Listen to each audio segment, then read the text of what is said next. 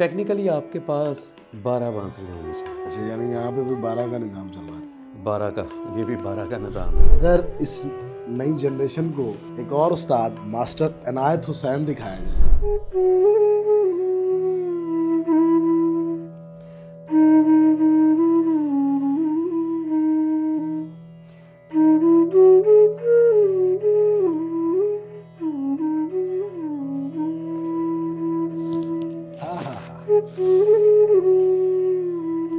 बांसुरी की क्या तारीख है कि सबसे पहले ये कहाँ से शुरू हुई, किसने इसे बनाया?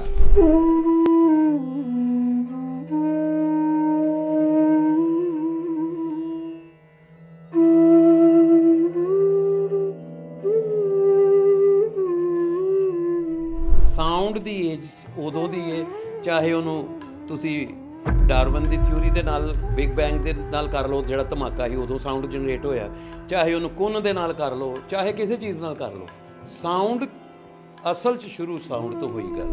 अगर आप हमें सफ़र करा सकें कि चीन में कैसे बज रही बांसुरी, या अमेरिका में कैसे बज रही है, इंडिया में कैसे बज रही है, या अरब में कैसे बज रही है, तो वो क्या आप हमें मैं कोशिश करता हूँ।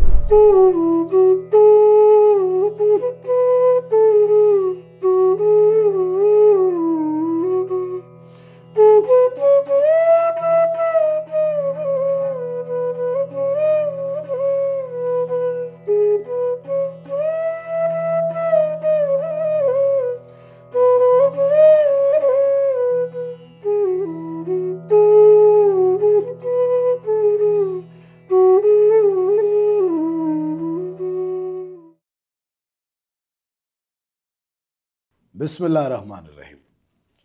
एक मुलाकात सही के साथ मैं हूं सैयद हसनज़ादा। उम्मीद है आप खुश खुरम होंगे और अपने चाहने वालों का ख्याल रख रहे होंगे। आज बड़ा खूबसूरत दिन है। वो एक बड़ा कमाल शेर है जॉन एलिया साहब का।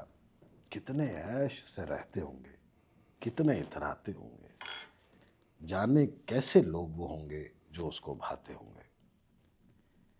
तो उन्हीं लोगों में से एक आज हमारे साथ मौजूद है।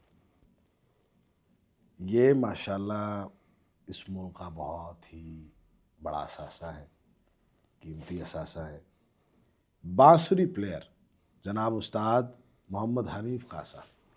सर कैसे मिजाज? जी बिल्कुल ठीक ठाक। पहली बार जब मैं आपको सुना तो मैं दंग रह गया कि इतना भी खूबसूरत साज कोई बजा सकता है। कैसे ख्याल आया कि ये मैंने ये साज बजाना है? आपके दंग रहने पे बहुत शुक्रिया। और जहाँ तक बांसुरी की बात है, ये मेरे एक उस्ताद साहब थे, AW नीलम साहब, बहुत शफीक, बहुत बाकमाल। उन्होंने एक बात मुझे कही कि आप सारी चीज़ों को मौका दो। अच्छा। वायलिन पे भी सरगम निकाली मैंने, क्लासिकल गाना भी किया, तबला भी किया, थोड़ा थोड़ा किया, बांसुरी भी की।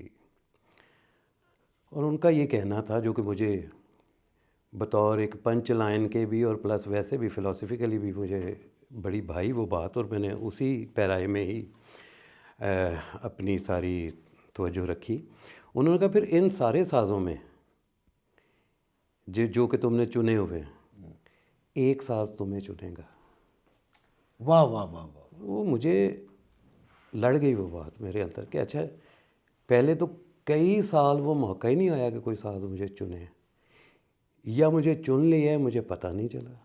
बिल्कुल ये बात भी बहुत कही जा सकती है, क्योंकि एब्स्ट्रैक्ट है ये फीलिंग कि साज़ ने मुझे चुन लिया। बुनियादी तौर पे इसके पीछे बात तो कुछ और है ना, कि आपकी एनर्जीज़, आपका सारा किस साज़ के साथ जा रही हैं। सो वो ज़ाहिर है, वो उसको अगर ऑपोजिट साइड से हम देखें तो वो यही है कि उस साज़ ने आपको चुन लिया।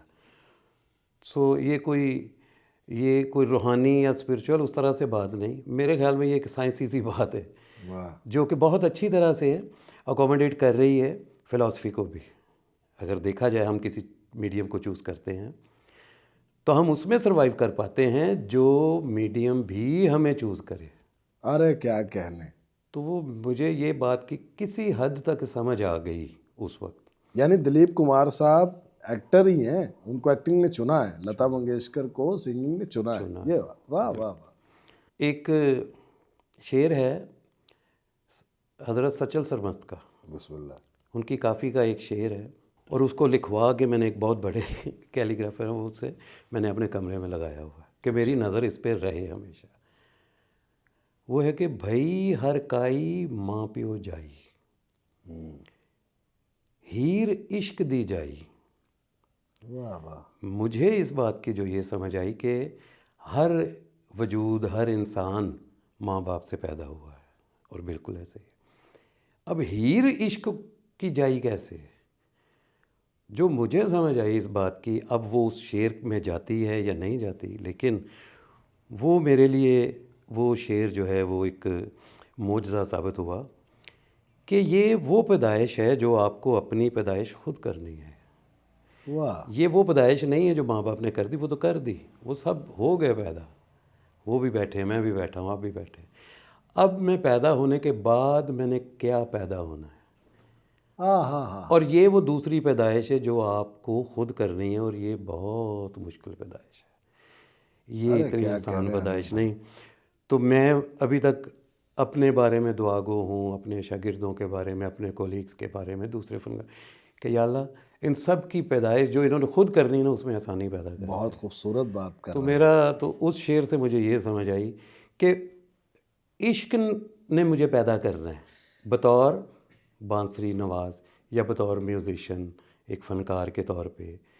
मैं इस बात पे थोड़ा रुका हुआ हूँ कि आया कि वो मेरी पैदाइश हो चुकी है, नहीं हुई, कहीं बीच में डामाडोल है, लेकिन यही बस दुआ चाहिए। इंशाल्लाह इंशाल्लाह। सर, सरगम से शुरू की होगी बांसुरी, पहला राग कौन सा बजाया, और पहली बार जब आप किसी तर्ज को निकालते हैं किसी भी साज से, तो एक बड़ी एक्साइटमेंट होती है, बड़ा एक वो जो हौसला आपको मिलता है ना, वो बड़ा जुदा गाना सा हौसला होता है। जी बिल्कुल। तो पहला राग कौन सा आपने बजाया इस पे, और पहली जो तर्ज बजाई वो कौन सी थी कि जिसको आपने सुनाया देखो मैंने तर्ज निकाल ली। जी बिल्कुल। मैंने सबसे पहले इस पे निकाली जी, लब पे आती है दुआ बन के तमन्ना मेरी। अच्छा। एक इसकी वजह ये थी कि ये बहुत सीधा कंपोज हुआ है, अच्छा। और जो अभी बुनियादी तौर पे जो सीखना शुरू करते हैं उनके लिए ये बड़ा अच्छा एक सबक है। और दूसरी मैंने निकाली जगजीत सिंह की एक फिल्मी गीत है, होंठों से छू लो तुम, वाह वाह वाह वाह। वो यमन में बना हुआ है। अगर ये दोनों हमारे नाजरीन के लिए अता हो जाए तो। जी जी बिल्कुल। लेकिन ये लब पे आती जो है ना, इसको आपने बड़ा क्लासिकल अंग में आज सुनाना है।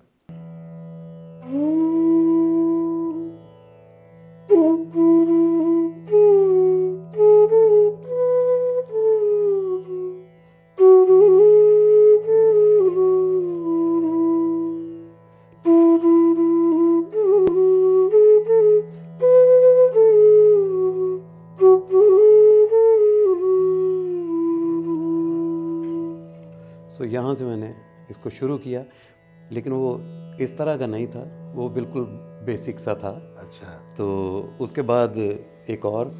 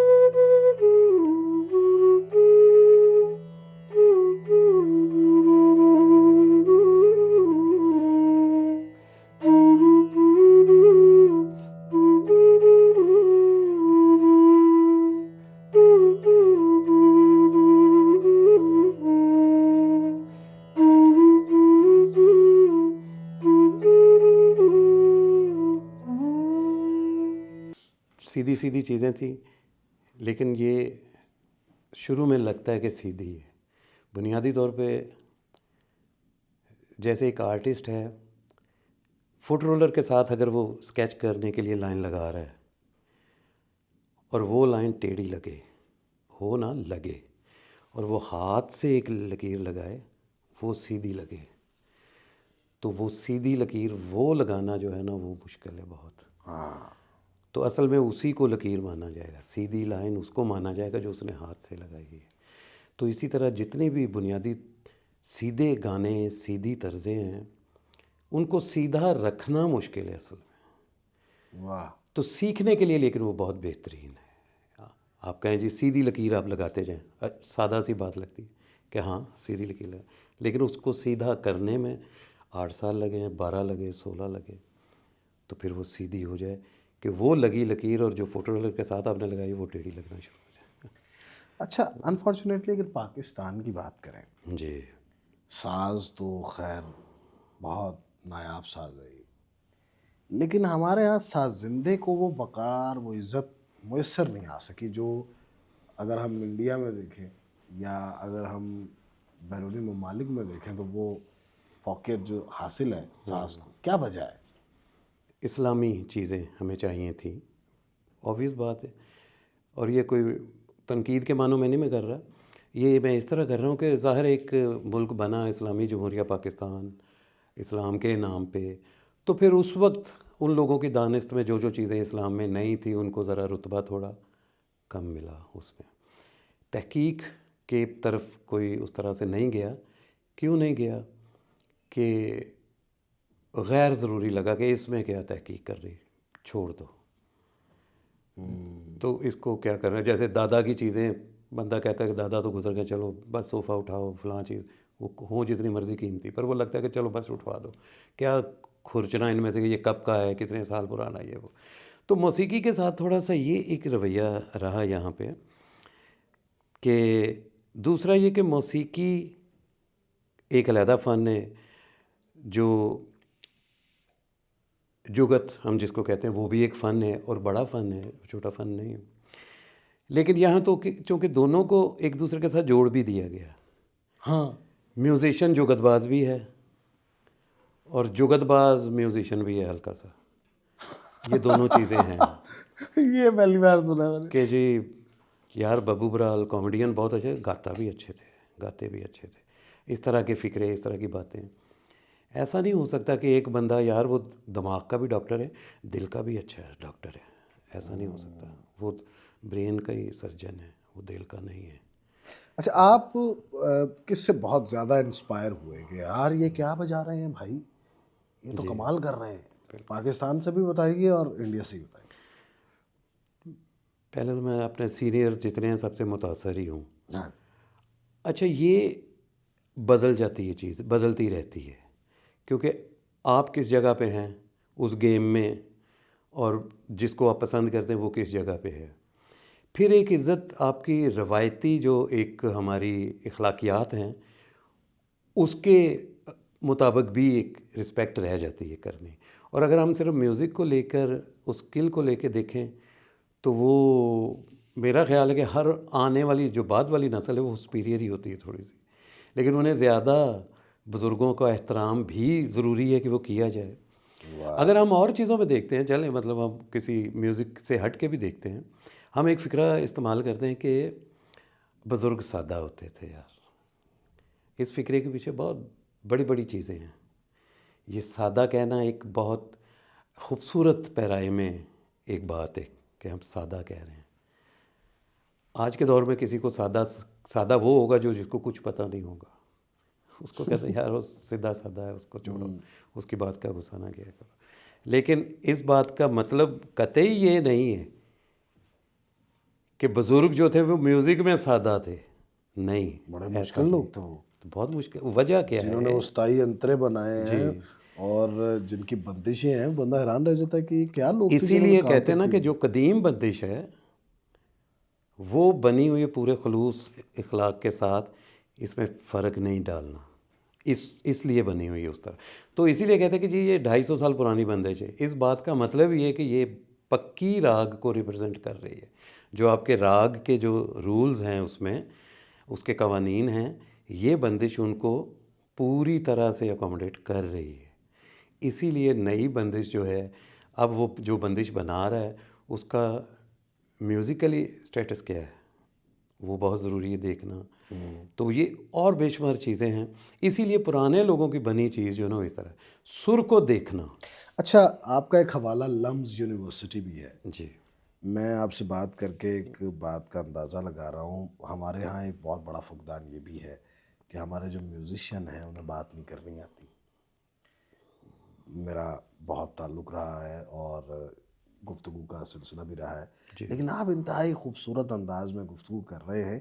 तालीम को एक तो कितनी अहमियत देते हैं आप, और दूसरा लम्स यूनिवर्सिटी में जो आपकी मसरूफियात हैं उसके हवाले से बताइए। सर, लम्स में 2018 में गया मैं। वहाँ एक हमारे दोस्तों के दोस्त थे, एक डॉक्टर साहब, उनका नाम था कामरान असदर। वो म्यूज़िक में बहुत दिलचस्पी रखते थे, म्यूज़िक सिखाने में ये वो। क्योंकि बुनियादी तौर पे तो लम्स यूनिवर्सिटी बिज़नेस की यूनिवर्सिटी है ना। वहाँ तो हिसाब किताब सिखाया जाएगा, वहाँ तो जो मार्केटिंग पॉलिटिक्स है वो सिखाई जाएगी और चीज़ें सिखाई जाएगी। लेकिन इस वक्त सारी दुनिया में, चाहे वो लॉ सिखा रहे हैं, पढ़ा रहे हैं, चाहे इंजीनियरिंग पढ़ा रहे हैं, चाहे बिज़नेस पढ़ा रहे हैं, चाहे कुछ भी, आर्ट्स जो है ना वो हर एक यूनिवर्सिटी में उन्होंने शामिल किए। ये पूरी दुनिया में हो रहा है। अब कुछ सालों से जो है पाकिस्तान में भी जो ये चीज़ें, जैसे LSE है, Lahore school of economics university एक है, वहाँ भी म्यूज़िक पे बहुत काम हो रहा है। बेशक। पब्लिकेशंस भी करते हैं, और क्लासिकल रागों की जो है वो उन्होंने किताबों पे काम हो रहा है। वहाँ पे उस्ताद परवेज़ पारा साहब और आयशा अली एक हैं वहाँ टीचर, हमारे सर्कल का हिस्सा हैं। वो उस पे वो कर रहे हैं काम। उनकी 2 किताबें भी आई हैं, टोड़ी की रवायत और कानड़े की रवायत। तो ये बड़े पूरे इंडिया पाकिस्तान में, दुनिया में वो पॉपुलर है। तो लम्स में कामरान असदर साहब का था कि क्या किया जाए कि म्यूज़िक यहाँ शामिल किया जाए स्टूडेंट्स के लिए। तो एक तो तरीका ये था कि जी आप यहाँ एक म्यूज़िक सेशन शुरू कर दें, जो मर्ज़ी आए वो ज्वाइन करे, गाए, जो भी है ऐसा। तो मेरा कंसर्न ये था कि उसके लिए फिर मैं नहीं कर सकूँगा, मैं उसके लिए नहीं बना, मुझे ऐसे लगता है। म्यूज़िक लेकर सिर्फ एंटरटेन करने के लिए मैं नहीं बना, क्योंकि मुझे पता है कि म्यूज़िक का एक एलिमेंट एंटरटेनमेंट है, लेकिन सिर्फ एंटरटेनमेंट नहीं है। इसकी और बहुत बड़ी बड़ी चीज़ें हैं जो हमें पता ही नहीं, या हम उनमें जब पढ़ना नहीं चाह रहे, या उनको कंसिडर ही नहीं करते, फिर वो पीछे चली गई हैं सारी। तो मैंने कहा कि अगर ये डिग्री का हिस्सा हो मेरी क्लास, तो फिर मैं करूँगा। अब वहाँ तक भी अच्छा लम्स में तो वो उन्होंने किया, उनको इतना उसमें था। अच्छा, यानी लम्स अब डिग्री भी करा रहा उन्होंने है। 2 क्रेडिट क्लास शुरू की इधर शुरू में, तो वो कोविड तक रही। कोविड के बाद फिर तातुल आ गया हर चीज़ में, जिस तरह आपको पता है। और उसके बाद दोबारा अभी ये 5वां सेमेस्टर मेरा हो रहा है, मैं पढ़ा ये रहा हूँ, माशाल्लाह बड़ा अच्छा दोबारा इनिशिएटिव है शुरू आपकी हुआ। तरफ से। तो अब ये 4 क्रेडिट है। अब जो स्टूडेंट्स के क्रेडिट्स जो उसके साल के सेमेस्टर के बनते हैं ना, उनमें 4 क्रेडिट जो है ना वो म्यूज़िक के भी हैं। सो ये पूरी तरह पास फेल कोर्स है, डिग्री का हिस्सा है। अच्छा, आप नई नस्ल से आपका साबका है, देख रहे हैं, आप ये महसूस कर रहे हैं कि आगे आने वाला वक्त मौसीकी के हवाले से पाकिस्तान में ज़रख़ेज़ है या नहीं? बुनियादी तौर पे जो मुस्तकबिल है ना, उसकी शुनीद हमें माजी से ही मिलती है, क्योंकि जिस वक्त हम इस वक्त गुज़र रहे हैं, हाल जो है ये माजी का मुस्तकबिल था ना। तो इसको तो हम देख रहे हैं ना, इसको तो हम एक्सपीरियंस कर रहे हैं, इसको तो हमने ओढ़ा हुआ है ना। तो बस वही फॉर्मेट चलेगा कि इस वक्त से अगला मुस्तकबिल जो वो वही होगा कि जैसे पिछले से ये है। तो वो देखते हुए तो लग रहा है कि म्यूज़िक पूरी दुनिया में ही, हम चले पाकिस्तान इंडिया की बात लेते हैं, थोड़े हालात उस तरह के हैं कि लग ऐसा रहा है कि शायद ये डिक्लाइन पे जा रहा है। ऐसा नहीं है, मुमकिन नहीं है कि म्यूज़िक जो है वो कहीं पीछे चला जाए। क्यों मुमकिन नहीं है?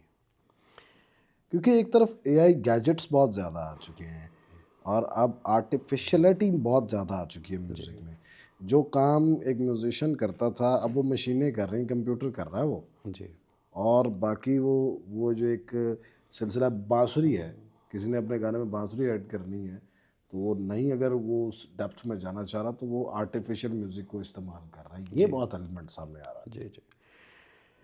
आप देखिए कि राग एमन फ़र्ज़ करें 1200 साल पुराना है, मालकौंस 2000 साल पुराना है, कोई राग 4000 साल पुराना है, वो गाए बजाए जा रहे हैं। फिल्म सॉन्ग्स भी बहुत अच्छे होते हैं, जो पुराने फिल्म सॉन्ग्स थे। जैसे आम तौर पे हम ये बातें सुनते हैं कि जी पुराने गानों का तो कोई सानी नहीं है, और बिल्कुल ऐसा ही है। अब क्यों नहीं है, इस बात पे हम आएंगे कि पुराना गाना, जितने भी म्यूज़िशियन थे, एक्चुअली उनके जो इमोशनल वैल्यूज़ हैं ना, वो उनके म्यूज़िक में हैं। एक ही पीस बज रहा है, वो जो भी कंपोजिशन वो म्यूज़िक डायरेक्टर की है, लेकिन जो बजाने वाला है वो उसको अपने इमोशंस को ऐड करके बजा रहा है। ये वजह है कि वो इमोशंस जो हैं, इमोशंस जो डेवलप होते हैं, ये हज़ारों सालों में होते हैं।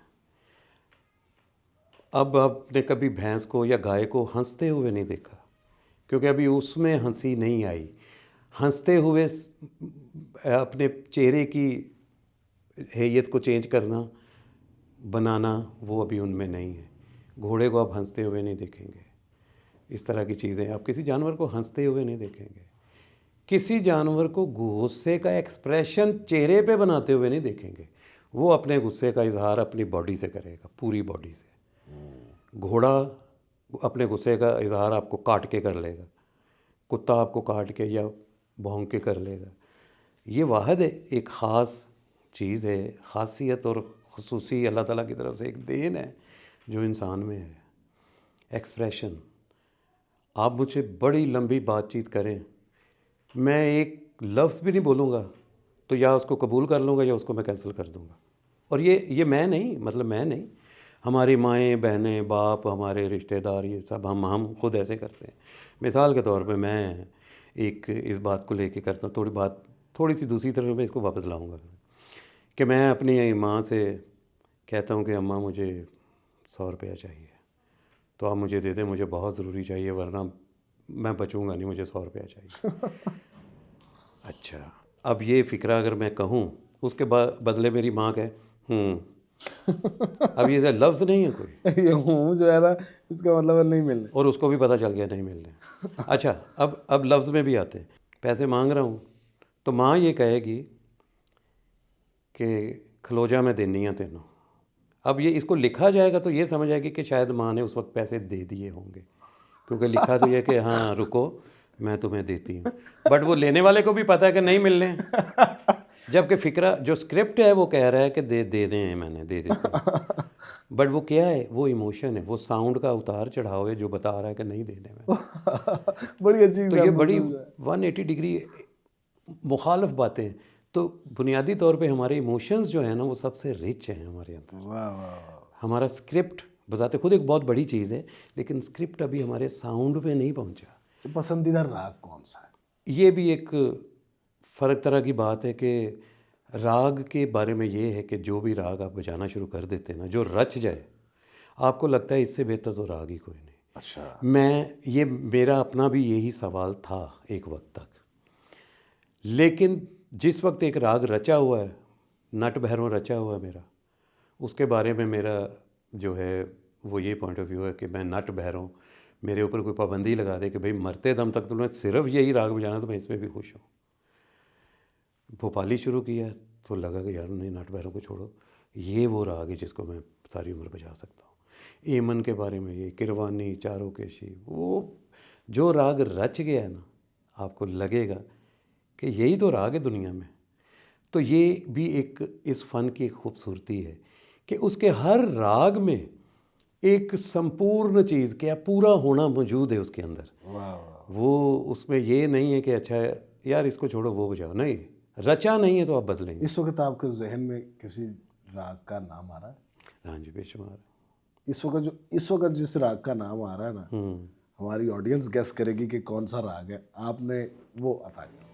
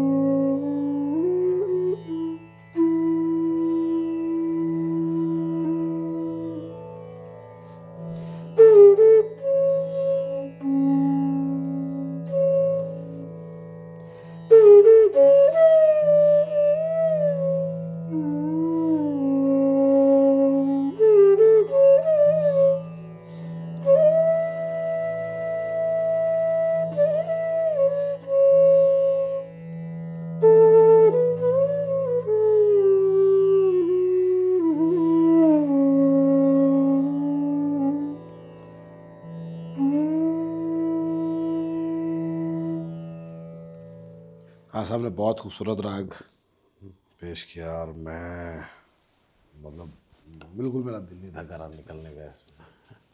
आप लोगों ने गेस करना है कि ये राग कौन सा, मैंने नहीं बताना आपको। कमेंट सेक्शन में मैं पूछ तो लूँगा कौन सा है, लेकिन आपने बताना है सुनने के बाद कि कौन सा राग बज रहा है। अच्छा खान साहब, इंतहाई खूबसूरत, मैं एक नोट कर रहा हूँ चीज़ के आपका जो सांस है बहुत स्टेबल, यानी इसमें चर्क नहीं आता। बांसुरी नवाज को सीखने में ये बड़ी प्रॉब्लम होती है जब वो शुरू करता है कि यार मैंने अपने सांस को स्टेबल कैसे रखना है। जी क्या एक्सरसाइजेस की हुई हैं इस पे? सर, इसके पीछे भी रांझा तख्त हज़ारियों टुरे ते सही पैरां हेठ सियाल होंदा। जब आप हाँ, ये नीयत बांध के निकलेंगे ना, तो वो फिर वो चीज़ जो है ना, वो आपके लिए नीयत बांध लेगी। ये वही बात है जो हमने शुरू में की थी। तो ये सारे बजा रहे हैं, सांस का साज है, सांस इसमें चाहिए। तो फिर ये तो अल्लाह ताला ने हमारे दिमाग में ये चीज़ रखी है ना कि आप लिखना शुरू करें, ब्लड का जो बहाव है खून का, वो आपके हाथ में आना शुरू हो जाएगा। आप सोचना शुरू करें, आपके सर में जाना शुरू होगा ज़्यादा बहाव।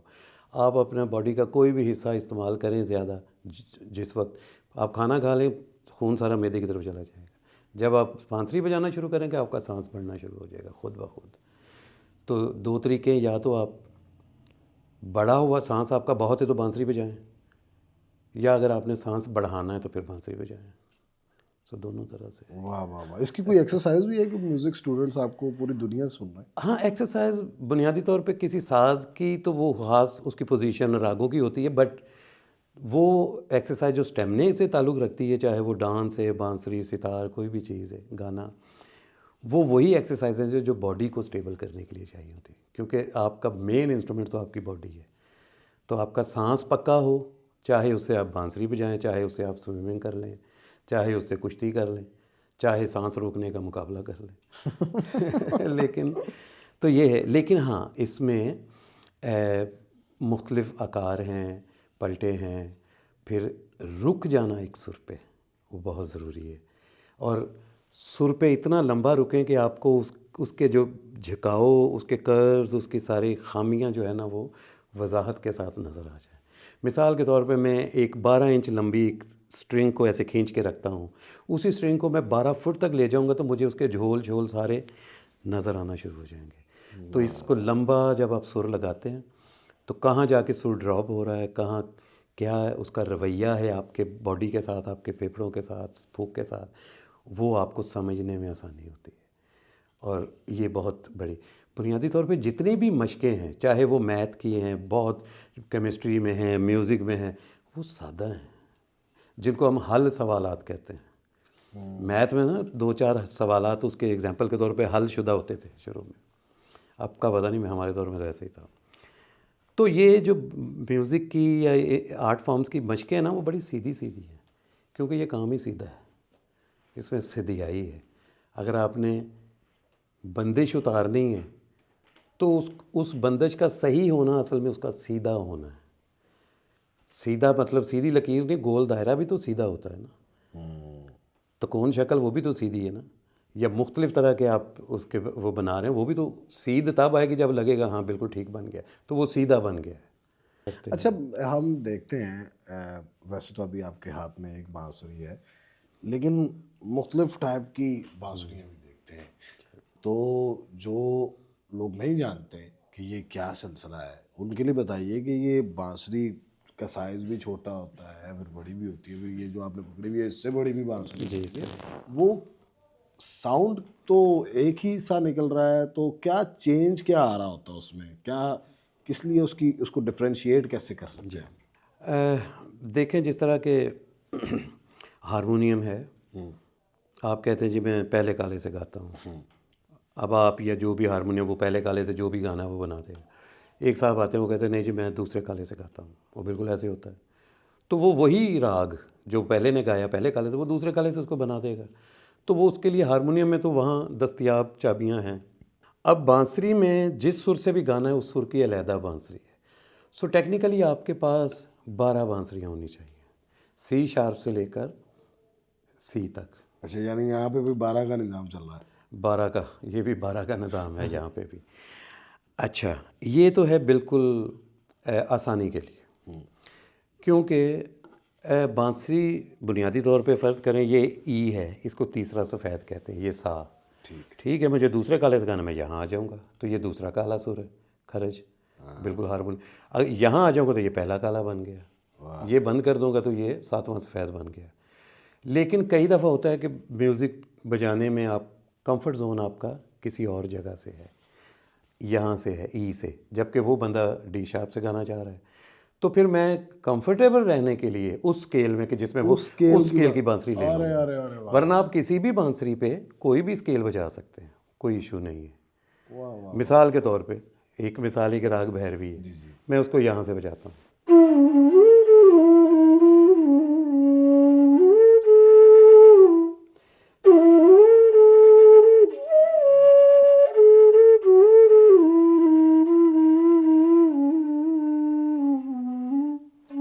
ये भैरवी है, अब मैं इसको यहाँ से बजाना हूँ।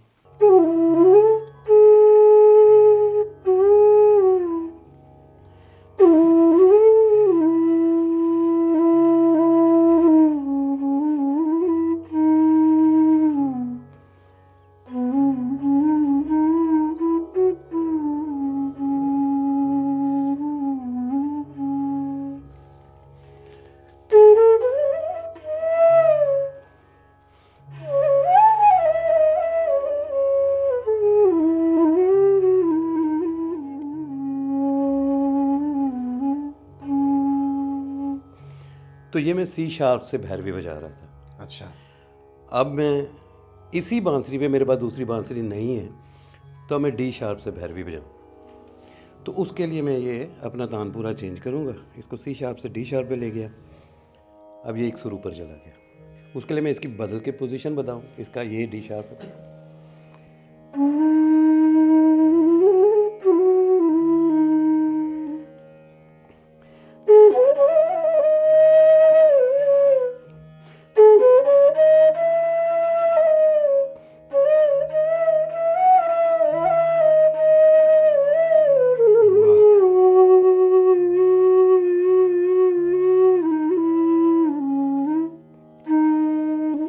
अब ये वो सुर है जहाँ से एमन बजता है इसमें आसानी से।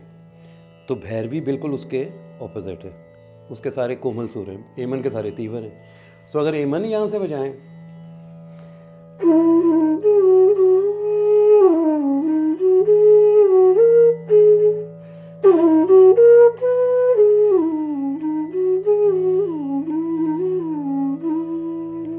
अब इसका मतलब है कि अगर इसी खर्च से हम भैरवी बजाएंगे तो सारे सुराखों को आधा करना पड़ेगा। ये एक लेवल पे बहुत मुश्किल काम भी है, और दूसरे लेवल पे बहुत इसमें आपको मींड सुर का जो एक आप हाला कायम करना चाह रहे हैं ना, वो अपनी मर्जी का कर सकें, वॉल्यूम, क्योंकि सारे सुर आपके इख्तियार में हैं। कैसे? वाह,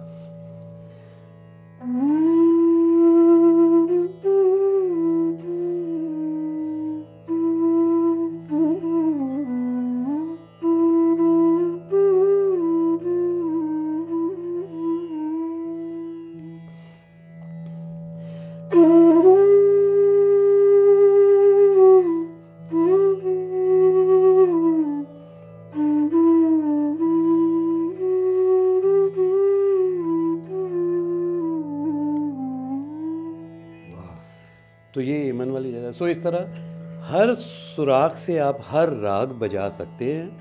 हाँ, कुछ पोजीशनें आपको मुश्किल पेश आएंगी, कुछ आसान होंगी, तो उसके लिए आपके पास ज़्यादा बांसुरी होनी चाहिए कि जहाँ से आसानी है, क्योंकि सबसे जो फर्स्ट प्रायोरिटी ये होनी चाहिए कि सहूलत हो। बजाने वाला सहूलत में बजाएगा तो सुनने वाला उतनी ही सहूलत में उसको सुनेगा।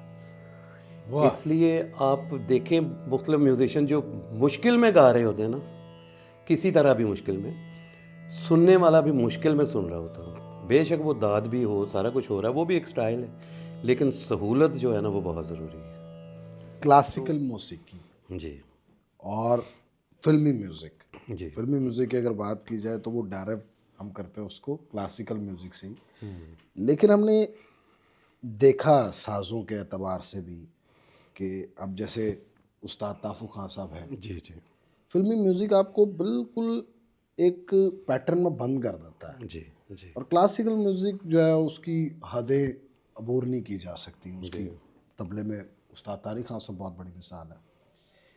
मुख्तलिफ साज़ों पर भी क्या ये इम्प्लीमेंटेशन होती, पहला सवाल।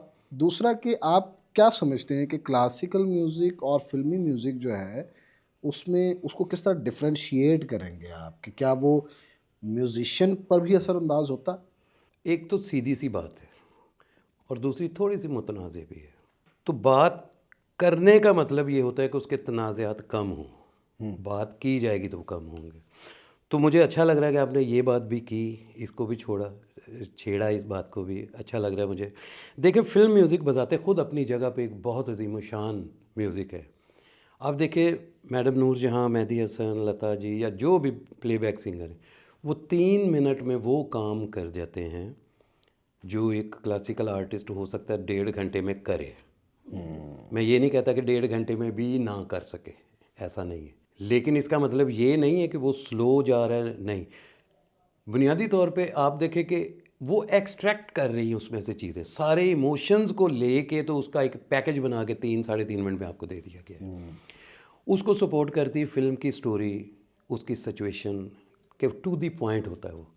आप उस म्यूज़िक को सुन के 3 मिनट में रोना भी शुरू कर सकते हैं, हंसना भी, रोमांटिक भी हो सकते हैं, सारी चीज़ें हो जाती हैं। यहाँ बात जब क्लासिकल में आती है तो वो है डिटेल। आप मुमकिन नहीं है कि आप गिनती कर लें अपने अंदर इमोशंस की वोकैबुलरी जो पड़ी हुई है कि हमारे अंदर इतने इमोशन हैं। मैं बुनियादी एक बात करता हूँ, म्यूज़िक के साथ ही जुड़ी हुई है बट और भी चीज़ों, हम बेसिकली 9 तरह के इमोशंस को जानते हैं जिनको हम 9 रस कहते हैं। 9 रस। सो रस को अगर हम देखें तो इसको कहना चाहिए इमोशनल कंटेंट, रस। अच्छा, 9 का हिस्सा मुझे नहीं पता क्यों, लेकिन ये बड़ी जगह पे 9 है, क्योंकि म्यूज़िक में एक से दूसरे सुर पे जाने को मुख्तलिफ स्टाइल जो होते हैं ना उसको कहते हैं लगाओ। कहते हैं यार ये सुरों का लगाओ इसके बड़े अच्छे हैं, ये हमने फ़िक्रा आम सुना हुआ है। ये 9 लगाओ हैं। कुछ इंस्ट्रूमेंट्स में वो 4 इस्तेमाल हो सकते हैं, सितार है उसमें 5 हो सकते हैं, 6 हो सकते हैं, मुख्तलिफ तरह के। गला वह चीज़ है जिसमें 9 के 9 लगाओ आप इस्तेमाल कर सकते हैं। अच्छा। लेकिन उन 9 लगाओ को सीखना, उनके बारे में पता होना ज़रूरी है। आप देखें कि अकबर ने 9 रत्न बनाए थे, वो 9 रत्न थे उसके, 10वां नहीं उसको मिला तो 10वां होता ही नहीं है। इसी तरह पूरी कायनात में जितनी भी ये स्टोरीज़ लिखी जाती हैं वो 9 टॉपिक हैं, 10वां नहीं है। तो 9 भी आप गिनना शुरू करें तो आप पूरे 9 तक पहुंच नहीं पाएंगे जब तक हम आप सामने पेज रख के तो उसको देखेंगे। अच्छा। इसी तरह इमोशंस जो हैं हमारे, अब हम कितने रस हैं हमारे इमोशंस, रस वही है भाई, एक है हमारा गुस्से का, एक है प्यार का, एक है गम का, एक है रोमांस का, उसको श्रृंगार रस कहते हैं, एक रस है भय रस, डर का। अब और कौन, ये 5 हो गए, कोई आपके ज़हन में और हो। हम इस तरह लेते हैं ना, खुशी, गमी, डर, गुस्सा। गुस्सा, नाराज़गी, ठीक है चलें इसको भी 5 हो गए। और क्या होगा देखें, उदासी। ओके ये भी आ गया, ठीक है 6 हो गए, अभी 9 हमने करने पूरे। सो 6 से 7वें पे मुश्किल जाया जाएगा, तो 7वें से 9वें तक का सफ़र मुमकिन नहीं है, ये मुश्किल है। लेकिन ये 9 के 9 रस हैं। ये 9 रस, हर राग बुनियादी तौर पे रस बेस्ड है। राग का वादी संवादी देख लिया आपने, उसका चलन देख लिया, लगाओ देखा, सारा कुछ देख लिया। एट द एंड अगर उसका रस उसमें से जनरेट नहीं हो रहा जो कि बताया गया है कि ये इस राग का ये रस है, ये श्रृंगार रस का राग है, एमन है ये श्रृंगार रस का राग है, ये भक्ति रस है इसमें, डिवोशनल, भैरव है ये भक्ति रस है, इसमें इबादती रस है। अगर वो रस नहीं है उसमें तो इसका मतलब कहीं किसी लेवल पे टेक्निकली, एस्थेटिकली कहीं ना कहीं कोई फ़र्क है। आपका राग उस लेवल पे पहुंचा नहीं कि जो रस उसका बताया गया है वो जनरेट कर सके। सो एक चेक करने का ये भी तरीका है। अब वापस आते हैं उसी बात पे, म्यूज़िक, फिल्म म्यूज़िक जो आपका सवाल था, ये बात थोड़ी डिट्रैक हो गई। फिल्म म्यूज़िक बजाते ख़ुद बहुत बड़ी बात है। अभी में जो हम कर रहे हैं, हम एक उसका हेल्दी एनालिसिस करने लगे। इसमें कोई क्लासिकल बजाने वाला या वो लाइट म्यूज़िक वाला बंदे का हम वो नहीं कर रहे कि वो कम है और वो ज़्यादा या वो ज़्यादा, वो ऐसा नहीं है। हमारी एज, जब हमारे अंदर एबिलिटी होती है कि हम चीज़ें मेमोराइज़ करते हैं, ये वो एज है जैसे अमूमन कहते हैं जी अब 20-25 साल तक आप पहाड़े याद कर सकते, उसके बाद आप पहाड़े याद नहीं कर पाते और नहीं होते। उस एज तक की चीज़ें जो हैं जिनकी मेमोरी लॉस्ट हो जाती, वो उनको पुरानी चीज़ें याद होती हैं। जब वो 30-35 साल के थे तब की चीज़ें याद हैं, बीच वाली चीज़ें नहीं याद, वो निकल जाती हैं, क्योंकि वो आपके जो आपकी स्टोरेज है जो आपके दिमाग में, वो उसके उस एरिया में होती है जहाँ से रिमूव आसानी से हो जाती है। जबकि आप 20 साल 22-24 साल तक की एज में आपकी वो मेमोरी यूटिलाइज हो रही होती है कि जिससे चीज़ रिमूव नहीं होती आसानी से। इसकी मिसाल मैंने जहन में ये आती है कि आप स्वेटर एक बुन रहे हैं, आप चाह रहे हैं उसमें मोती परोना, बुनते हुए आप उसमें मोती परोते जाएंगे तो वो आते जाएंगे। बुन चुकने के बाद आप उसमें मोती डालना चाहेंगे तो या उसको काटना पड़ेगा या मोती तोड़ना पड़ेगा, बहुत उम्दा। तो फिर वो जाके उसमें फिट होंगे। इसका मतलब है कि आप वो अरसा गुजार चुके हैं कि जिसमें आप उसमें मोती डाल सकते थे। अब वो मोती नहीं डालेगा। अच्छा, अब ये बात मैं क्यों कर रहा हूँ? अगर एक म्यूज़िशियन 12-14-15 साल से फिक्स कंपोज्ड म्यूज़िक बजाने का आदी हो गया है और उसमें ऑब्वियसली वो पैसे भी आ रहे हैं और नाम भी है, मुमकिन नहीं है कि वो 60 साल की एज तक कंपोज्ड म्यूज़िक बजाए और उसके बाद वो अपनी क्रिएटिविटी जो है ना उसको खोले, क्योंकि वो उस फोल्डर तक अप्रोच नहीं कर पाया। कब? जब उसको पहाड़े याद हो जाते थे, तब वो फोल्डर उसका बंद है और वो बंद ही रह गया। हाँ, अब आप कॉन्शियसली उसको फैब्रिकेट कर सकते हैं। आपने सुना हुआ है म्यूज़िक, मतलब मैं म्यूज़िशियन हूँ, मैं नहीं कर पाया, मैं लाइट म्यूज़िक बजाता रहा सारी उम्र, मैं लोगों के पीछे बैठ के संगत करता रहा, उसका म्यूज़िक बजाता रहा, फिर उसका भी मैंने बजाया, फिर उसका भी बजाया, सबका बजाया, अपना म्यूज़िक नहीं मैंने बजाया। अपनी मैंने फ़िज़िकल स्किल को सिर्फ इस्तेमाल किया है, मैंने अपनी मेंटल स्किल को जो है ना वो यूज़ नहीं किया उस दौर में कि जब वो बननी थी और उससे आगे उसकी मल्टीप्लाई होना था उसने चीज़ों को। तो होगा क्या? होगा ये, अभी इस दौर में बड़े बड़े म्यूजिशियंस की मिसालें मौजूद हैं। नाम इसलिए नहीं ले रहे, ले भी दें तो कोई हर्ज नहीं है। ये कोई, मैंने आपको जैसे पहले कहा कि ये कोई एक हेल्दी एनालिसिस कर रहे हैं। इंडिया में एक टाइम ऐसा आया कि जब बड़े बड़े म्यूजिशियंस जो थे वो म्यूज़िक फिल्म इंडस्ट्री को ज़वाल हुआ उस ज़माने में, मिथुन चक्रवर्ती का ज़माना था और उसके बाद वो सारे क्लासिकल की तरफ आए। जी, उस वक्त असल में टेक्नोलॉजी आना शुरू हुई, तो म्यूज़िक इक्विपमेंट अप्लायंसेस में भी आना शुरू हुई, सिंथेसाइज़र आ गया और चीज़ें आ गई इतनी ज़्यादा। तो जो जो म्यूज़िशियन थे, जो आप प्ले करते थे फिज़िकली इंस्ट्रूमेंट्स, उनका काम कम हो गया, तो सर्वाइव तो करना। सो बहुत सारे बड़े बड़े नाम उस दौर में, कुछ पाकिस्तान आ गए, कुछ वहीं पे क्लासिकल बन गए, जो कि बहुत अच्छी बात है कि इतने अजीम नाम अब हम उनका क्लासिकल भी सुनेंगे। हाँ। और वो कब की बात है? वो अर्ली 80s की बात है।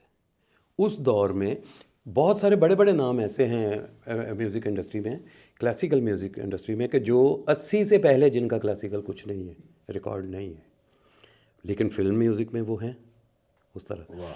अब जब आप उन म्यूजिशियंस को आप सुनेंगे ना, तो वो उस दौर में आए जब वो जो क्रिएटिविटी थी ना, जो उनके अंदर एबिलिटी, उससे काफ़ी दूर आ चुके थे, लेकिन कॉन्शियसनेस उनके अंदर थी आर्ट की। तो उसमें ये हुआ कि जब म्यूजिशियन इस तरफ आए, बड़े बड़े नाम हैं, सारंगी नवाज़ भी हैं, बांसुरी नवाज़ भी हैं, सितार नवाज़ भी हैं, बहुत सारे लोग हैं, वो क्लासिकल को ऑन किया उन्होंने।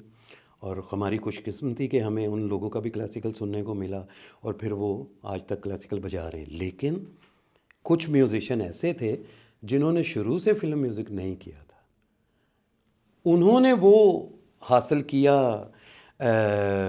वो खासियत वो जो थी कि उनको पहाड़े याद कर लिए उन्होंने उस वक्त। चले उनका नाम तो लिया जा सकता है उनमें बड़े नाम हैं, जैसे उस्ताद वलायत खान साहब हैं, उस्ताद अली अकबर हैं, पन्ना लाल घोष हैं, गो के वो फिल्म में भी थे, लेकिन उन्होंने क्लासिकल का एक खाता रखा बीच में। बड़े बड़े नाम हैं। और सो यहाँ भी हैं काफ़ी नाम, जो कि जैसे उस्ताद आमिर खान साहब है, वो फिल्मी गवैया नहीं है लेकिन सबसे बड़े गवैये हैं।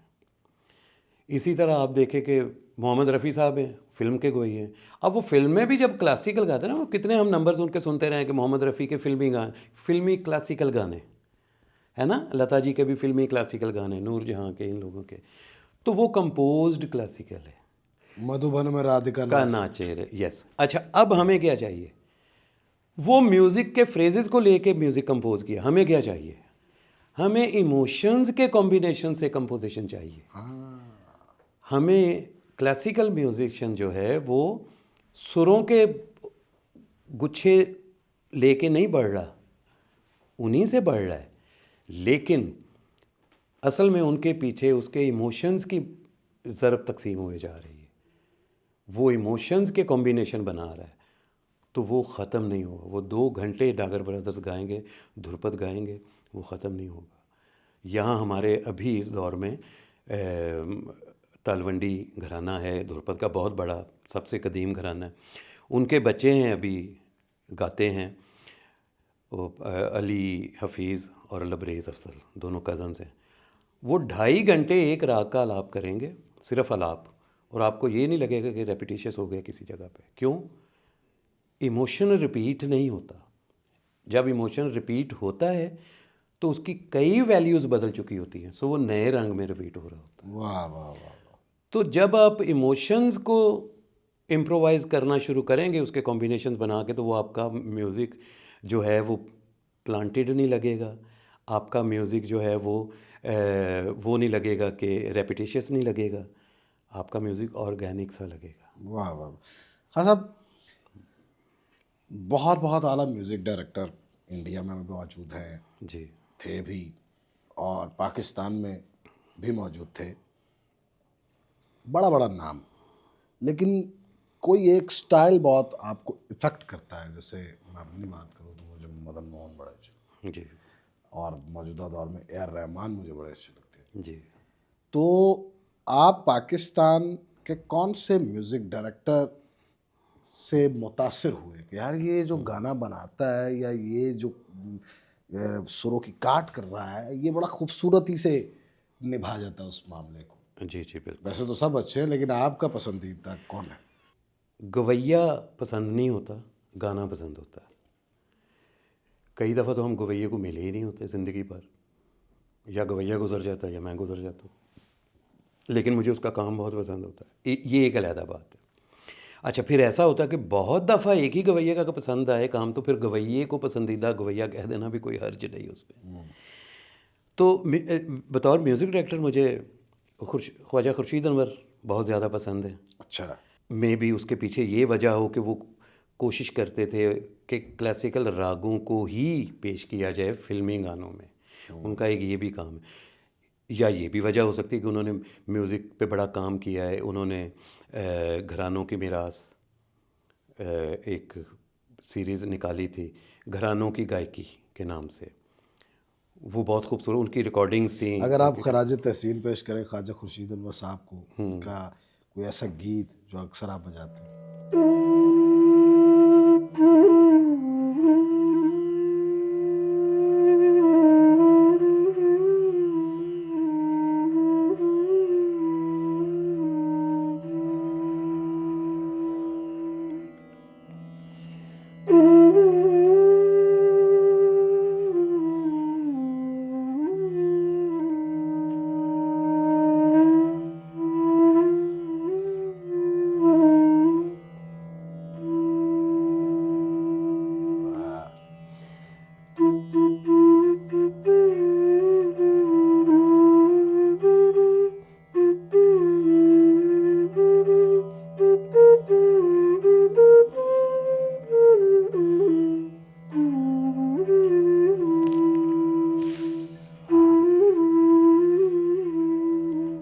तो ये एक उनका खूबसूरत मैडम नूर जहाँ जी का गाया हुआ जिस दिन से पिया दिल ले गए, तो ये मियाँ की टोड़ी में बनाया हुआ। इसी तरह हमारे एक म्यूज़िक डायरेक्टर हुए हैं जनाब मास्टर अब्दुल्ला। जी जी बिल्कुल।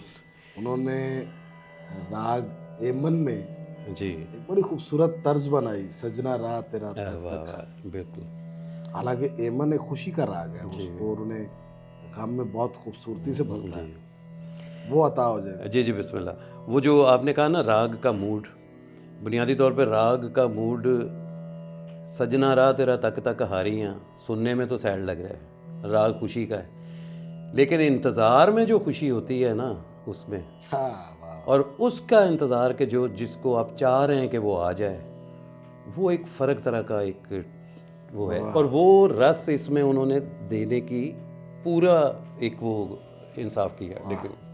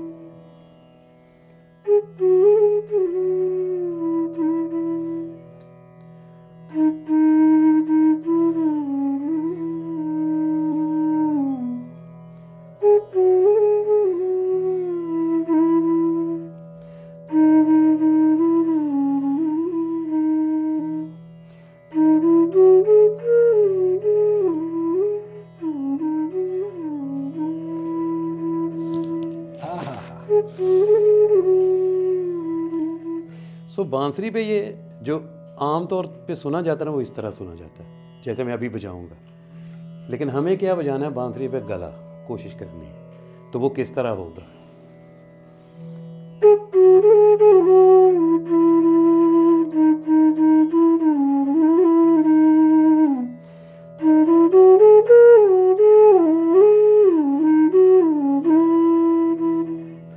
और अगर मैं इसमें समझूँ कि रस मिसिंग है तो उसको कैसे डालूंगा।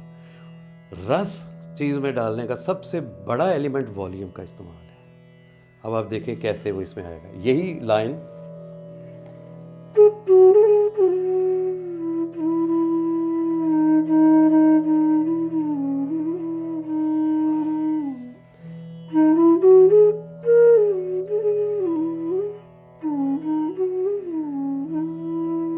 बिल्कुल इमोशंस में डूबा हुआ है।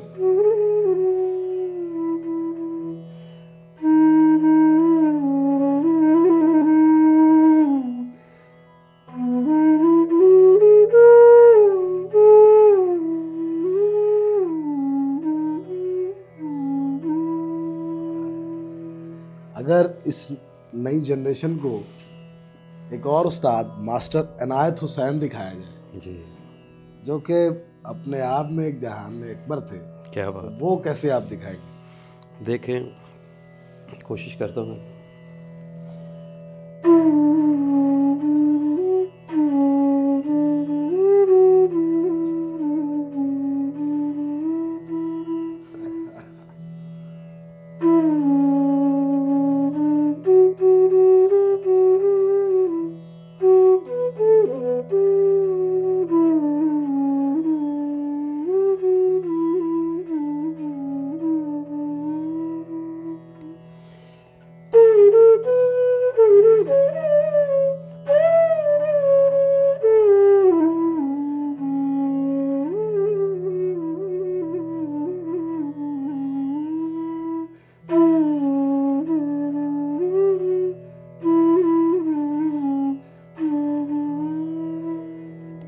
क्या हसीन लोग गुजरे। दूसरे जैसे सोहेल राना की एक कंपोजिशन है फरीदा खानम, बुनियादी तौर पे तो वो मेरा ख्याल है कि शायद हबीब वली मोहम्मद साहब ने गाई थी, लेकिन उसको जो पॉपुलर और वो एक मुकाम दिया वो फरीदा खानम जी ने गा के दिया। आप देखिए।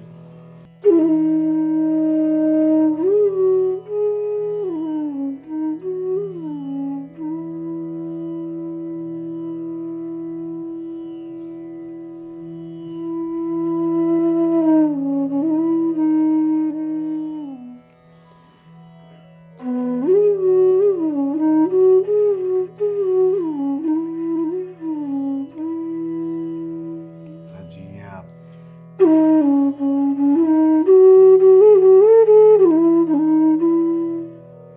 इसको ऐसे नहीं बजाना। अच्छा। तो कैसे बजाना?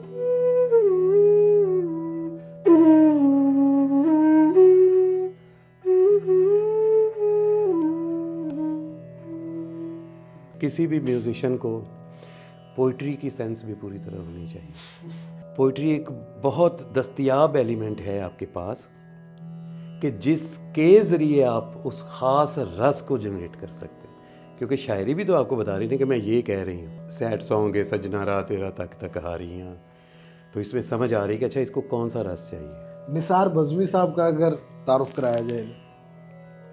बुनियादी तौर पे तो उन्होंने आके ऑर्केस्ट्रल म्यूज़िक जो हमारा फिल्म सॉन्ग्स में ऑलरेडी था, लोग यूज़ कर रहे थे, लेकिन उन्होंने पूरा ध्यान जो बीच में इंटरवल पीसेस होते हैं, बैकग्राउंड स्कोर सारा गाने का जितना भी है, उस पर बहुत ध्यान दिया।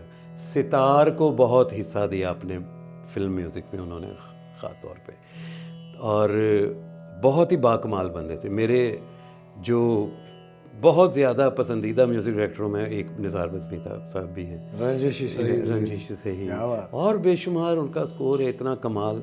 और उसके साथ साथ उन्होंने बहुत सारे नए गाने वालों को भी मुतारफ़ करवाया। बहुत अच्छी मोनोपोली टाइप अगर चीज़ थी उस दौर में, तो थोड़ा उसके अगेंस्ट, जिसका उन्हें खुमियाजा भी भुगतना पड़ा मुख्तलिफ हवालों से, लेकिन उन्होंने बड़े बड़े नाम, रोना लैला, ए नैयर, इस तरह के और बड़े बड़े नाम उन्होंने फिल्म इंडस्ट्री में मुतारफ़ करवाए और तोहफ़ा दिया सुनने वालों को।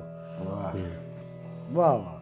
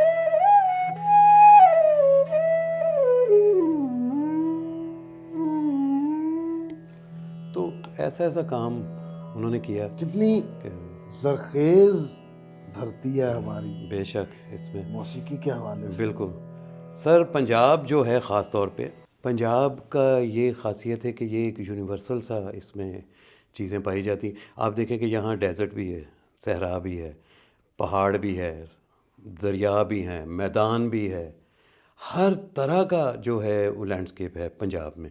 तो पंजाब के म्यूज़िक में आपको ये सारी चीज़ें नज़र आएंगी, ये सारी चीज़ें सुनाई देंगी पंजाब के म्यूज़िक में। ख़ास बात, आप राजस्थान में चले जाएं, डेजर्ट में चले जाएं, वहाँ आपको हेक वाला म्यूज़िक सुनाई देगा, जो कि बजाते ख़ुद एक बहुत अजीम शान चीज़ है। लेकिन ऐसा नहीं कि वहाँ आपको पानी का म्यूज़िक सुनाई दे। आप बंगाल में चले जाएं, पानी के इलाकों में चलें, वहाँ आपको वो म्यूज़िक सुनाई देगा जो आपको लगेगा कि आप फ्लोट कर रहे हैं, झूला झूला लगा हुआ है, एक वो खूबसूरती है एक उसकी। आप पहाड़ में चले जाएं तो आपको जो वहाँ का फोक म्यूज़िक है सारा, वो 2-4 सुरों के बीच में लिमिटेड। क्यों? रेगिस्तान में दूर तक आवाज़ पहुँचानी है, पहाड़ में सारे एक जगह पे रह रहे हैं, दूर दूर नहीं रह रहे। अच्छा, हर साज की एक हिस्ट्री है, तारीख है। जी, सितार की भी एक तारीख है, तबले की भी एक तारीख है। बांसुरी की क्या तारीख है कि सबसे पहले ये कहाँ से शुरू हुई, किसने इसको बजाना शुरू किया, किसने इसे बनाया? आप देखिए कि बांसुरी हर सोसाइटी में, हर कौम में मौजूद है, अपनी किसी ना किसी शक्ल में। ब्लोइंग इंस्ट्रूमेंट, फूंक से बजाने वाले इंस्ट्रूमेंट में बांसुरी मौजूद। बुनियादी तौर पे बांस जो है ये घास की फैमिली का एक पौधा है, हाँ, क्योंकि हॉलो है, पाए पे अंदर से एक अंदाज़ा, उसमें सदाकत उस तरह इसलिए नहीं कहा जा सकता कि किसी को पता नहीं कि ये कहाँ से कैसे शुरू है। एक लेवल पे इसको कदीम इंस्ट्रूमेंट कहते हैं, सबसे पुराना इंस्ट्रूमेंट भी कहते हैं। क्यों कहते हैं? कि इसके बारे में ये एक मिथ है कि खुदरो झाड़ी है, खुदरो पौधा है बांस, तो वो परिंदे ने उसमें सुराख किया और हवा किसी ख़ास एंगल से चली तो उस सुराख से वो सीटी की आवाज़ बरामद हुई। तो उस वक्त के आदमी ने, या उस वक्त का केवमैन था या कोई भी था, उसने उस टुकड़े को तोड़ा वे देख के कि ये कहाँ से आवाज़ आ रही है। तो उसने देखा तो उसने उसी को हवा में उसको जैसे इसकी इसमें से आवाज़ आ रही है इस्तेमाल करना शुरू किया। तो उसके बाद बांसुरी ऐसा इंस्ट्रूमेंट है कि जो अपने पहले कुछ हज़ार साल में बना और उसके बाद आके कई हज़ार साल बाद एज़ इट इज़ उसी तरह मौजूद है, इसमें कोई चेंज नहीं। आप देखिए बांसुरी में बांस में से सुराख निकाले हैं, इसमें डाला कुछ नहीं, कोई चाबी नहीं लगाई, कोई ऐसी चीज़ नहीं, इसमें कुछ भी नहीं। तो सादा सा बांस है, उसको काटा है और सुराख किए हैं और वो एक इंस्ट्रूमेंट बन गया। अच्छा, दूसरे दर्जे पे बांसुरी एक जदीद इंस्ट्रूमेंट भी है। अब ये किस तरह के भी, एट द सेम टाइम ये पुराना इंस्ट्रूमेंट भी है, नया इंस्ट्रूमेंट भी है। नया ये कि ये आज से कुछ 125 साल पहले तक ये गडरिए का साज था। एक जो भेड़ बकरियां चराता है, ऊंट जो चुराता है बाहर लेके जाता है, या गाय भैंसे जो लेके जाता है, इसमें ऐसी ऐसी तर्जें बनी हुई थी कि जी वो भेड़ बकरियां उस तर्ज पे लगी, वो शाम को इकट्ठी हो जाती थी। वो बजा रहा है बांसुरी तो उससे पता चला कि भेड़ों को कि अब घर जाने का टाइम आ गया, तो वो सारी इकट्ठी। फिर ऐसी तर्ज थी कि वो जा रहा है तो वो पैदल जाते जाते बजा रहा है, तो उसके पीछे वो सारा जानवर आ रहे हैं, वो रेवट सारा, और उनको पता है कि जब ये तर्ज बजना रुकेगी तो वहाँ हमने, आज का दिन हमने वहाँ रहना है, आज हमने घास वहाँ से खानी है। सो ये भी इसके बारे में है। और उस वक्त बांसुरी होती थी छोटी। छोटी बांसुरी ये है कि वो ऊपर वाले सुरों में होती है, हाइज में, हाँ, बारीक बारीक। अच्छा, वो आवाज़ बहुत दूर तक जाती है उसकी। और अब बिल्कुल फोक इंस्ट्रूमेंट इसी तरह होते, थोड़े लाउड उस तरह। तो ये जो काम किया कि बांसुरी को क्लासिकल इंस्ट्रूमेंट में लेके आने वाला, ये आज से कुछ 125 साल, 135 साल टाइप हुए हैं कि जो आया है इसमें। इस हिसाब से बांसुरी क्लासिकल म्यूज़िक में अभी बचा इंस्ट्रूमेंट है। लेकिन अगर हम इसकी थोड़ा सा इंडियन सभ्यता की तरफ चले तो भगवान किशन के हाथ में मुरली नजर आती है। जी बिल्कुल, तो वो मुरली क्या है, वो ये बांसुरी नहीं है? यही है। लेकिन वो बांसुरी वही, आप देखेंगे किसी भी फ़ोटो में वो ये बांसुरी ऐसे पकड़ के नहीं बैठे हुए, वो छोटी बांसुरी उन्होंने पकड़ी हुई है। जिसमें भी बुनियादी तौर पे मैं ये कह रहा हूँ कि बांस का साज जो बांसुरी है ये बन चुका कई हज़ार साल पहले, वो वही तभी चल रहा है। बांसुरी को जितने सूफ़ी शायर हैं हमारे, सब ने बांसुरी को अपने उसमें इस्तेमाल किया पोइट्री में। जैसे हमारे वारिस शाह हैं, उनके यहाँ बांसुरी बड़ी सचल सरमस्त ने इस्तेमाल किया, वारिस शाह ने किया, जिसने भी रांझे का जिक्र किया बांसुरी का तो उसने ज़रूर किया जिक्र। और रांझा ऐसा एक करैक्टर है कि जिन्होंने रांझे के नाम से, रांझे के करैक्टर से अपनी शायरी को ज़ुबान दी, अपने इमोशंस को आगे ऐसे किया, वो बांसुरी भी उन्होंने यूज़ की। चाइना में बांसुरी है, इंडिया में करीब 200 से ज़्यादा तरह की बांसुरियाँ हैं, मुख्तलिफ तरह टाइप्स है उसके। टाइप्स हैं। चाइना में मुख्तलिफ तरह की बांसुरियाँ हैं। इस तरह हर जगह पे जो है ना वो बांसुरी किसी न किसी शक्ल में मौजूद अच्छा, है। हीर तो हम आपसे सुनते हैं, एक थोड़ा सा एक नया सिलसिला जो है वो अपनी ऑडियंस तक पहुंचाते हैं कि एक बात है कि बांसुरी बजी हर खत्ते में, जी लेकिन उसने असर और उसका जो वोकल है हर जगह का, वो अपना एक एसेंस है उसकी। जी तो अगर आप हमें सफ़र करा सकें कि चीन में कैसे बज रही बांसुरी, या अमेरिका में कैसे बज रही है, इंडिया में कैसे बज रही है, जी। या अरब में कैसे बज रही है, तो वो क्या आप हमें मैं कोशिश करता हूँ। जी। मेरा ये मीडियम उस तरह नहीं है, लेकिन मैं कोशिश करूँगा। आपने कहा है तो ज़रूर, क्यों नहीं। मोहब्बत। अब देखिए चाइना में जो बांसुरी का स्टाइल है,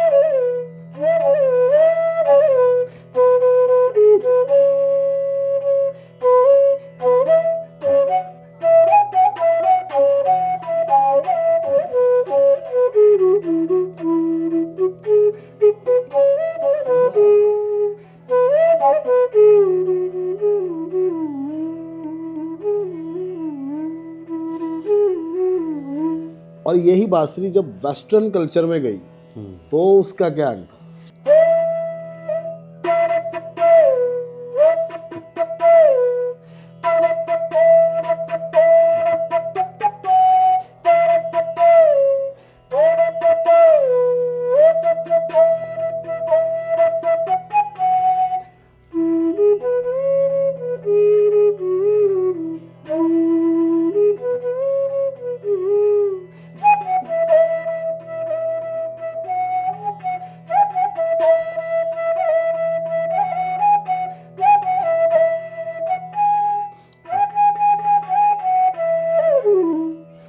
सो ये एक स्टाइल है। और मज़े की बात कि जो मैंने चाइनीज़ बजाया और ये स्केल एक ही है, ये दोनों एक ही स्केल है, बट आपको ये नहीं लगेगा कि अच्छा ये उससे मिलता जुलता या ये इससे मिलता जुलता। और यही जब अरब में जाती है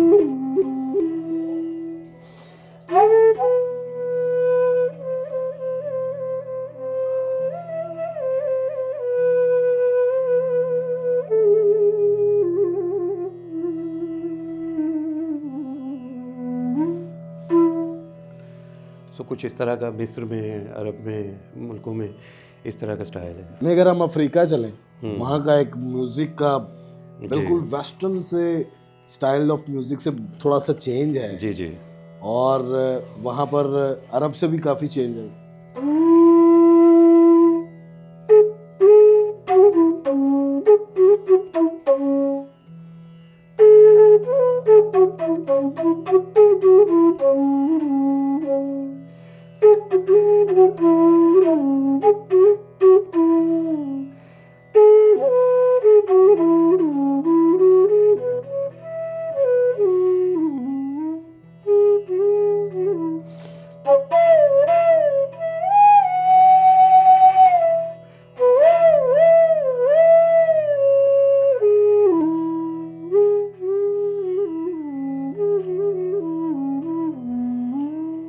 वाह वाह वाह वाह। सो कुछ इस तरह का, तो हर मुल्क का अलहदा है, लेकिन बांसुरी के साथ जो इंसाफ हुआ है वो बड़े सगीर पाकोइन, वो यहीं पे हुआ है। जैसा कि खासा आप मुझे बता रहे थे, आपका बैकग्राउंड जो है वो जट फैमिली से है जी और एक इस्लामी इक़दार का हामिल आपका घर है। जी। उधर से एक साज को आगे लेके चलना, क्या ये सफ़र आसान रहा है? अगर तो सफ़र हो तो आसान तो नहीं होता, और आसान ना हो तो मेरा ख्याल है कि वो तभी सफ़र होता है। वो ज़रूरी नहीं है कि उसमें, और ख़ास तौर पे एक आर्टिस्ट के लिए, म्यूज़िशियन की ही बात नहीं हम करें, किसी भी आर्टिस्ट के लिए इसमें हमें जज्बात चाहिए होते हैं, तो कोई जज्बात आपने एक्सपीरियंस ही नहीं किए तो वो किस तरह इसमें आप कर सकते हैं? किस तरह पेंट करेंगे? भूख पेंट कैसे करेंगे? धूप पेंट कैसे करेंगे अगर देखी नहीं? अगर आपने ज़िल्लत नहीं देखी या बर्दाश्त नहीं की या सही नहीं है तो उसको पेंट कैसे करेंगे? उसको बजाएंगे कैसे बांसुरी पे या किस तरह करके? सो मेरे लिए भी बिल्कुल इसी तरह आसान नहीं था बहुत ज़्यादा। वालिद ग्रामी जो थे उनको ख़दशात थे कि ये जो जितने भी आर्टिस्ट होते हैं ये भूखे मरते हैं। और जो हमने देखा अभी बड़े बड़े आर्टिस्टों के नाम भी लिया करते हुए, एक्टर या कोई भी ऐसे म्यूज़िशियन, वो बड़े बड़े नाम हमारे सामने मिसालें मौजूद हैं कि बेचारे एक किरदार के लिए कि यार मुझे एक ही सीन का दे दो थोड़ा सा तो पैसे कुछ मिल जाएंगे। इस तरह के भी बड़े नाम मुझे बताया करते थे बड़े बड़े जो अपने दौर में आर्टिस्ट थे। तो उनको था कि फ़नकार जो है ना वो भूखा मरता है पाकिस्तान में, और बड़ी हद तक उनकी बात ठीक थी। लेकिन ये मेरा भूख और प्यास और खाना खाए हुए या ना खाए हुए से कुछ अलहदा सा कोई ताल्लुक़ था, इसमें मेरी वो बातें नहीं आती थी सोचने में। तो लेकिन इस चीज़ का ख़मियाज़ा ये भुगता कि म्यूज़िक की वजह से मुझे बड़ी खुशी और फ़ख्र है, और उनका मैं शुक्रगुज़ार भी हूँ अपने बाप का कि उन्होंने मौसीकी की वजह से मुझे घर से निकाला। निकाला। हाँ, मौसीकी की वजह से कि भई आप ये काम करते हो। तो मेरे जो मिलने वाले, सुनने वाले, देखने वाले अज़ीज़ आते हैं तो उनको लगता है कि ये लड़के को किस काम पे डाला हुआ। तो तुम छत पे एक कमरा था वो मुझे दे दिया उन्होंने। मैं अपने 4 बच्चे थे मेरे, मैं वहाँ शिफ्ट हो गया। तो मेरा ख़्याल है कि वहीं से मेरी तालीम शुरू हुई मौसीकी की, बड़ा क्योंकि काफ़ी बांसुरी बजाना तो आती थी, बांसुरी सुनाना भी आती थी, लेकिन बांसुरी को ओढ़ना नहीं मुझे आता था उस वक्त। वो मुझे भूख ने सिखाया। एक वक्त आया कि हमारे घर के जो बर्तन थे वो बिक चुके थे सारे। अच्छा। एक ही हमारे पास प्रेशर कुकर था बग़ैर ढक्कन के, सीधा करके उसमें चाय शाय बना लेते थे, कोई आमलेट बना लेते थे, उल्टा करके रोटी पका लेते थे। एक वक्त ये भी था। ये मेरा नहीं ख्याल कि ये चले कुछ किसी को पता चल भी जाए, खैर है, कोई अच्छी बात ही नहीं, है कोई इसमें बात कि हाँ नहीं, आर्टिस्ट तो के लिए एक इंस्पिरेशन है। तो 6-7 माह का एक वक्त ऐसा आया। एक मेरे उस्ताद साहब थे, उनसे मैंने कहा जी मुझे भी कहीं नौकरी लगवा दें। फिर उनके पास मैंने रोज़ जाना, मेरे पास मोटर बाइक थी, उस वक्त 50 रुपये लीटर पेट्रोल था। तो कोई ना कोई बर्तन या चीज़ बेच के हम 100 रुपया इकट्ठा कर दें, 50 का पेट्रोल 50 जेब में कि कहीं पंक्चर ना हो जाए। तो वहाँ बैठना, वापस आ जाना, फिर आते हुए वो 50 का कुछ ना कुछ ले आना, कोई अंडे शंडे जो सस्ता उस वक्त पड़ता था वो। सो इस तरह। लेकिन बड़े दोस्तों ने भी साथ दिया इस सिलसिले में, बीच में बड़े बड़े काइंड दोस्त भी मिले, सारे ही अच्छे मिले दोस्त, लेकिन वो बर्दाश्त करना पड़ा। और भी बड़ी सारी चीज़ें थी काफ़ी जगहों पे। तो वाले साहब राज़ी हुए आपसे? हाँ, एक वक्त तक वो जब 2005 में गुज़रे उस वक्त तक मैं कुछ ना कुछ इसमें करना शुरू कर दिया था। गो कि मैं एक जगह थी, मेरे उस्ताद हैं, मैं बहुत ही एहतराम से उनका नाम लेता हूँ, सैयद रज़ा काज़िम। मुझे ऐसे लगता है कि मैंने उनसे जितना सीखा है वो मैंने कहीं से नहीं सीखा उतना। दूसरा ये कि उन्होंने मुझे क्या सिखाया, मेरा ख़्याल है कि सबसे बड़ा इल्म उन्होंने मुझे ये दिया है कि ज़िंदगी से कैसे सीखा जाता है। मुझे उन्होंने सिखाया ये है कि ज़िंदगी से कैसे सीखा जाता है, और ये चीज़ मेरे आज तक काम आ रही है। मुझे ऐसे लग रहा है कि मुझे हर लम्हे, हर वक्त आपसे मिला हूं तो मुझे कुछ सीखने को मिला है। आप मेरी ज़िंदगी के एक मोड़ पे आए हैं ना, एक स्टेशन पे आप भी आए हैं, तो आपसे भी मैंने सीखा है। सलाम है आप। जो भी बंदा है, जो भी मेरे मिलता है, जो मुझे तंग करता है उससे भी मैं सीखता हूँ कि मुझे ऐसा नहीं करना। जो मुझे खुश करता है मैं उससे भी सीखता हूँ कि मुझे ऐसा करना है। तो ये सारी सिखलाई इंसान की होती है। तो ये एक चीज़ को लेना, खाक उड़ रही है, डस्ट उड़ रही है, वो भी आपको कुछ सिखा के जा रही है कि बचना कैसे है। हाँ।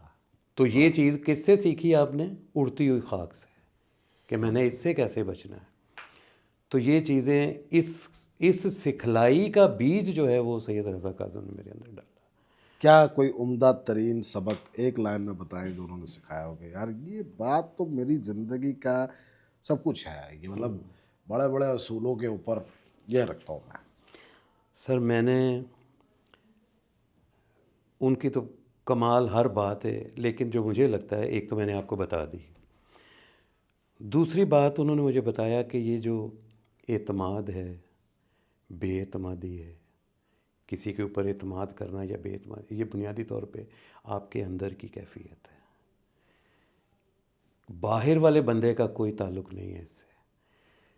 इसलिए इस वक्त मुझे कोई बंदा झूठ भी कोई बता दे कि जी मैं कोई भी किसी मानों में, मैं अपने अंदर के एतमाद को ख़राब ना करने के लिए उसकी इस बात पे 100% यकीन करूँगा जो वो कह रहा है मुझे। मेरा झगड़ा फिर नहीं होता किसी से कि तुम ये गलत बात कर रहे हो, गलत बात तो मुझे बर्दाश्त नहीं। दूसरा यही बर्दाश्त करना, उनको नज़दीक ये था कि जैसे हम आम तौर पे फ़िक्रा सुनते हैं, भाई मुझे झूठ बर्दाश्त नहीं होता या मुझे गलत बात बर्दाश्त नहीं होती, तो क्या बर्दाश्त करना है फिर?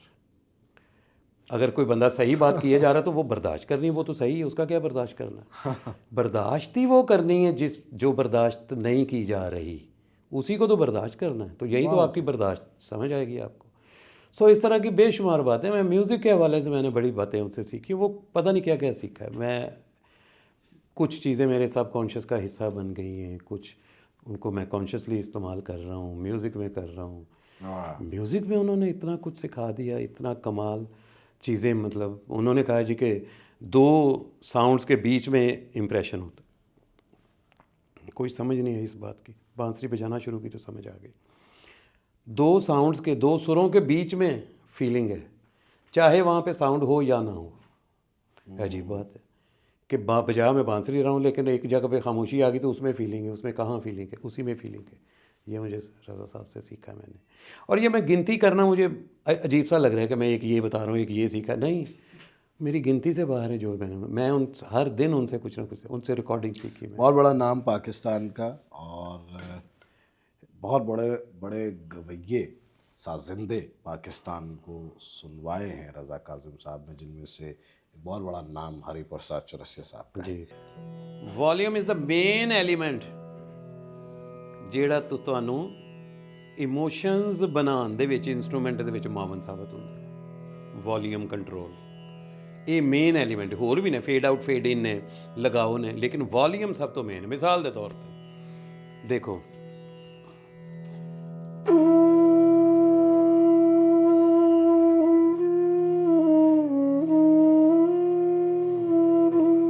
ਇਹ ਵਿਦਆਊਟ ਯੂਜ਼ੇਜ ਆਫ ਵੋਲੀਅਮ ਮੈਂ ਕਰ ਰਿਹਾ, ਸਿੰਪਲ ਫਲੈਟ ਵਜਾ ਰਿਹਾ, मतलब समझो कि वॉल्यूम ਦਾ ਬਾਰ ਇੱਕੋ ਜਿਹਾ ਰੱਖ ਰਿਹਾ, ਉਹਦਾ ਬਰ ਜਿਹੜਾ ਵੇ,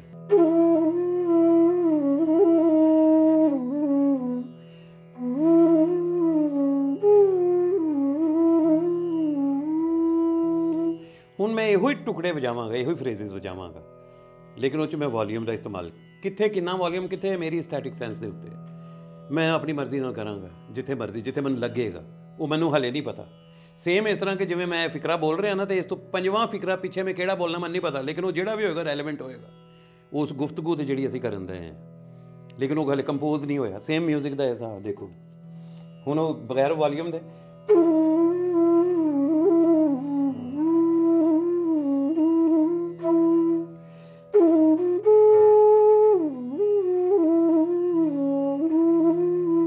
सो ये नहीं चाहिदा सानूं। हुण चाहिदा की है?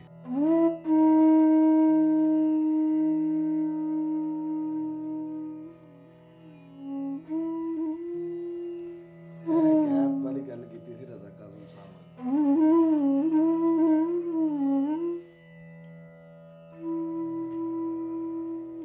खरज ते आउण तो पहले मैं वक्फा दिता है, उत्थे साउंड नहीं सीगा, लेकिन फील है फील है सी, तो जे मैं वो साउंड भी पैदा करांगा तो वो फील खत्म हो जाएगी जिहड़ी साउंड के बगैर सी, कोई नवीं आ जाएगी। या मैं पॉज नहीं करांगा तो देखो,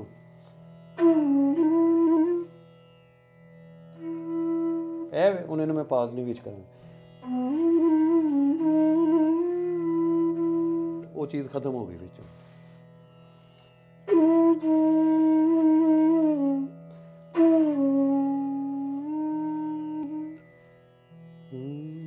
ਆਟੋਮੈਟਿਕਲੀ ਉਹ ਸੁਰ ਆ ਗਿਆ ਜਿਹੜਾ ਲਾਣਾ ਸੀ ਉਹ ਵਕਫੇ ਦੀ ਵਜ੍ਹਾ ਤੋਂ। ਸੋ ਇਹ ਚੀਜ਼ਾਂ ਬਹੁਤ ਮੈਟਰ ਕਰਦੀ। ਹੁਣ ਵੋਲੀਅਮ ਦੇਖੋ,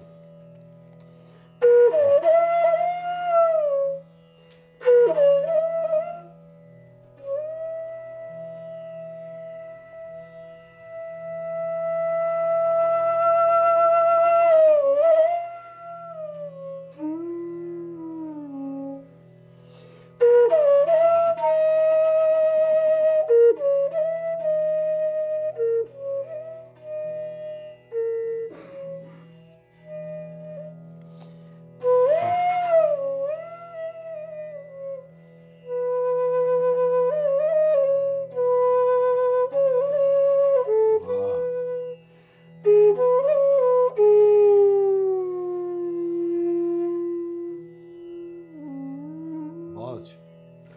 ਇਹ ਕਿਵੇਂ ਮੁਮਕਿਨ ਹੈ ਕਿ ਤੁਸੀਂ ਮੈਨੂੰ ਕਹੋਗੇ ਹਨੀਫ ਸਾਹਿਬ ਖਾਣਾ ਖਾ ਲਓ ਤੇ ਮੈਨੂੰ ਲੱਗੇ ਤੁਸੀਂ ਖਵਾਉਣਾ ਚਾਹ ਰਹੇ ਹੋ, ਤੁਸੀਂ ਕਹੋ ਹਨੀਫ ਸਾਹਿਬ,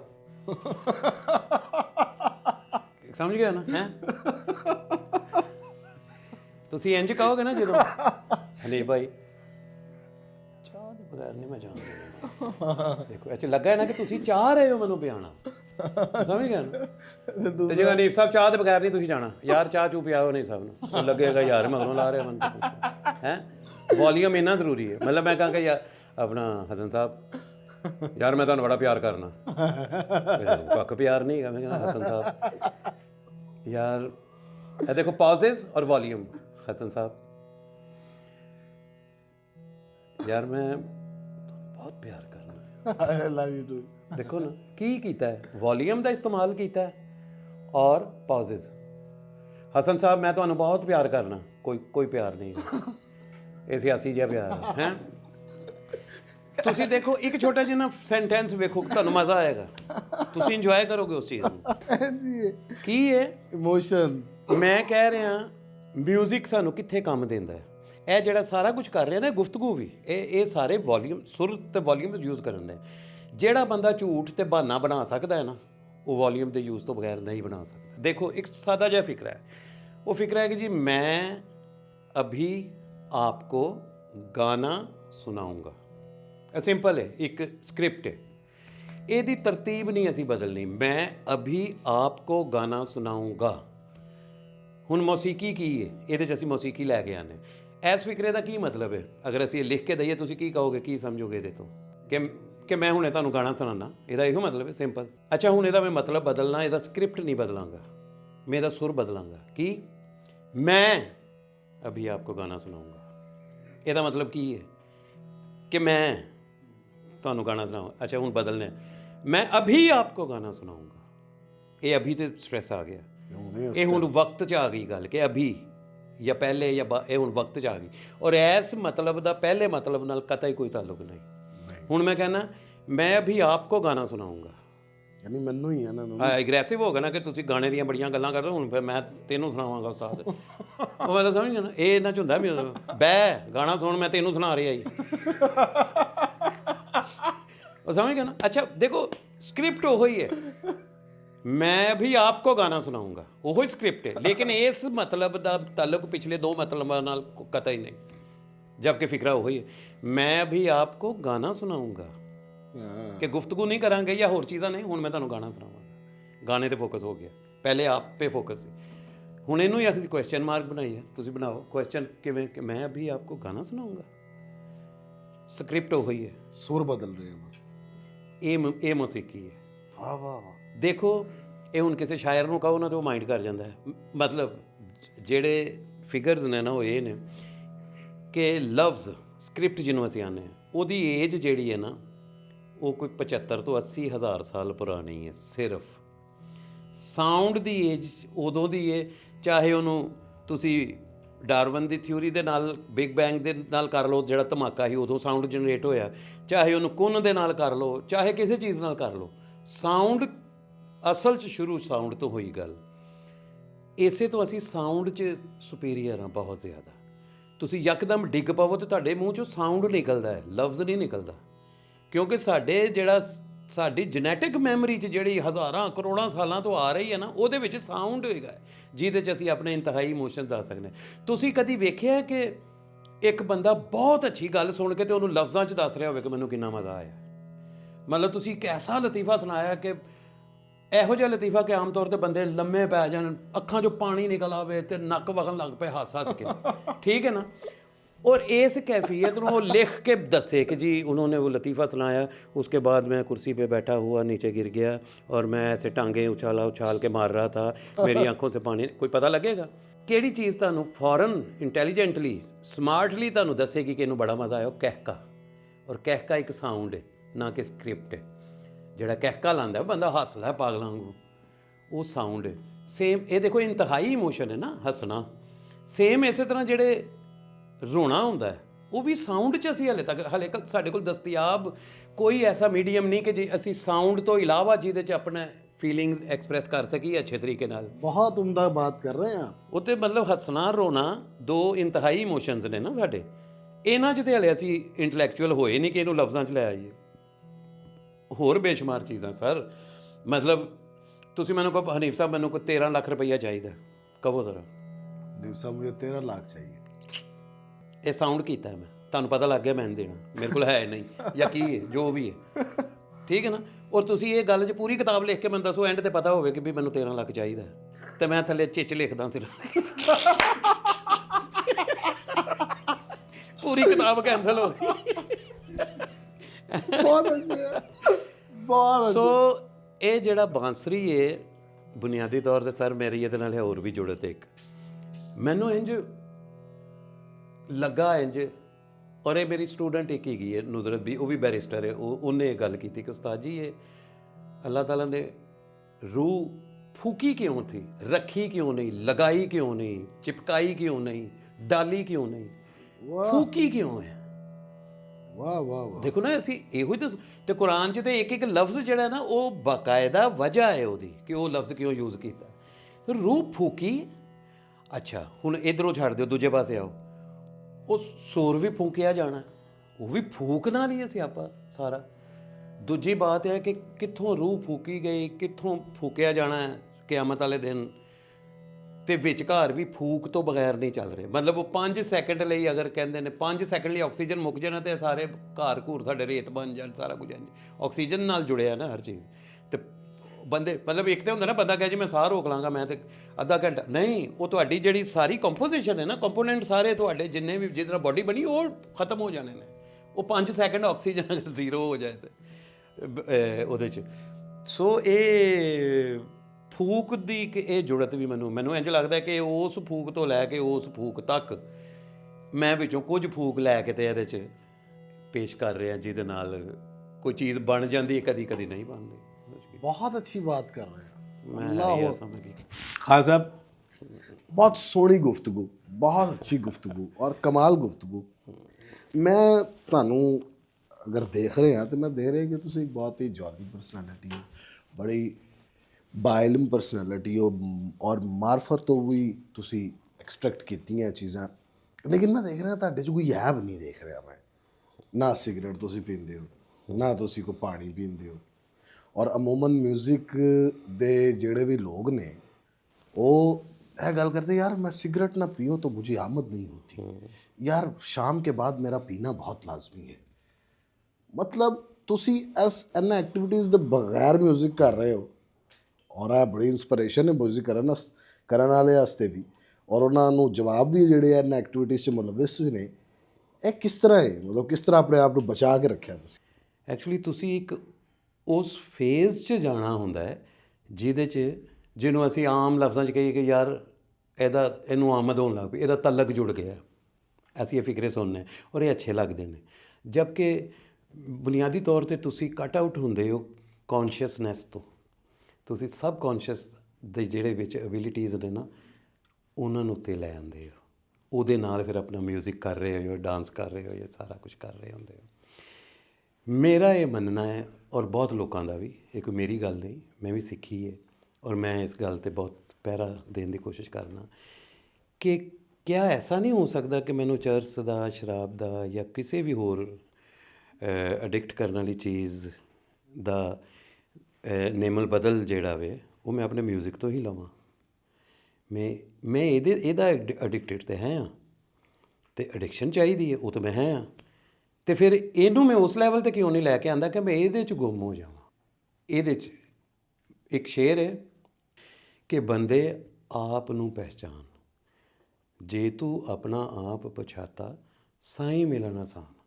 ਵਾਹ। ਅੱਛਾ, ਇਸ ਗੱਲ ਦੀ ਮੈਨੂੰ ਕੀ ਸਮਝ ਆਈ ਹੈ, ਇਸ ਗੱਲ ਦੀ ਮੈਨੂੰ ਇਹ ਸਮਝ ਆਈ ਹੈ ਅਸੀਂ ਸਾਰਾ ਨੌਲੇਜ ਬਾਹਰੋਂ ਗੇਨ ਕਰਨੇ ਹਾਂ, ਅਸੀਂ ਦੇਖਦੇ ਹਾਂ, ਸਾਡੀਆਂ ਹਿੱਸਾਂ ਨੇ ਨਾ 5 ਪੀਰ ਜਿਹੜੇ ਵਾਰਿਸ ਸ਼ਾਹ ਨੇ ਕਿਹਾ, ਉਹ ਸਾਡੀਆਂ 5 ਸੈਂਸਿਸ ਨੇ ਜਿਹੜੀਆਂ ਅਸੀਂ ਇਹਨਾਂ ਦੇ ਰਾਹੀਂ ਗੇਨ ਕਰ ਰਹੇ ਨੇ। ਇਹ ਗੁਰੂ ਨੇ ਸਾਡੇ, ਇਹ ਮੇਰਾ ਹੱਥ ਦੀ ਟੱਚ ਕਰਨ ਦੀ ਇਹ ਮੈਨੂੰ ਦੱਸੇਗੀ ਹਾਂ ਇਹ ਲੱਕੜੀ ਹੈ, ਗੋਲ ਹੈ, ਇੱਥੋਂ ਇਹ ਤਵਾ, ਇਹਨੂੰ ਹੱਥ ਨਹੀਂ ਲਾਉਣਾ, ਇਹ ਮੇਰਾ ਹੱਥ ਦੱਸੇਗਾ ਬਗੈਰ ਵੇਖੇ।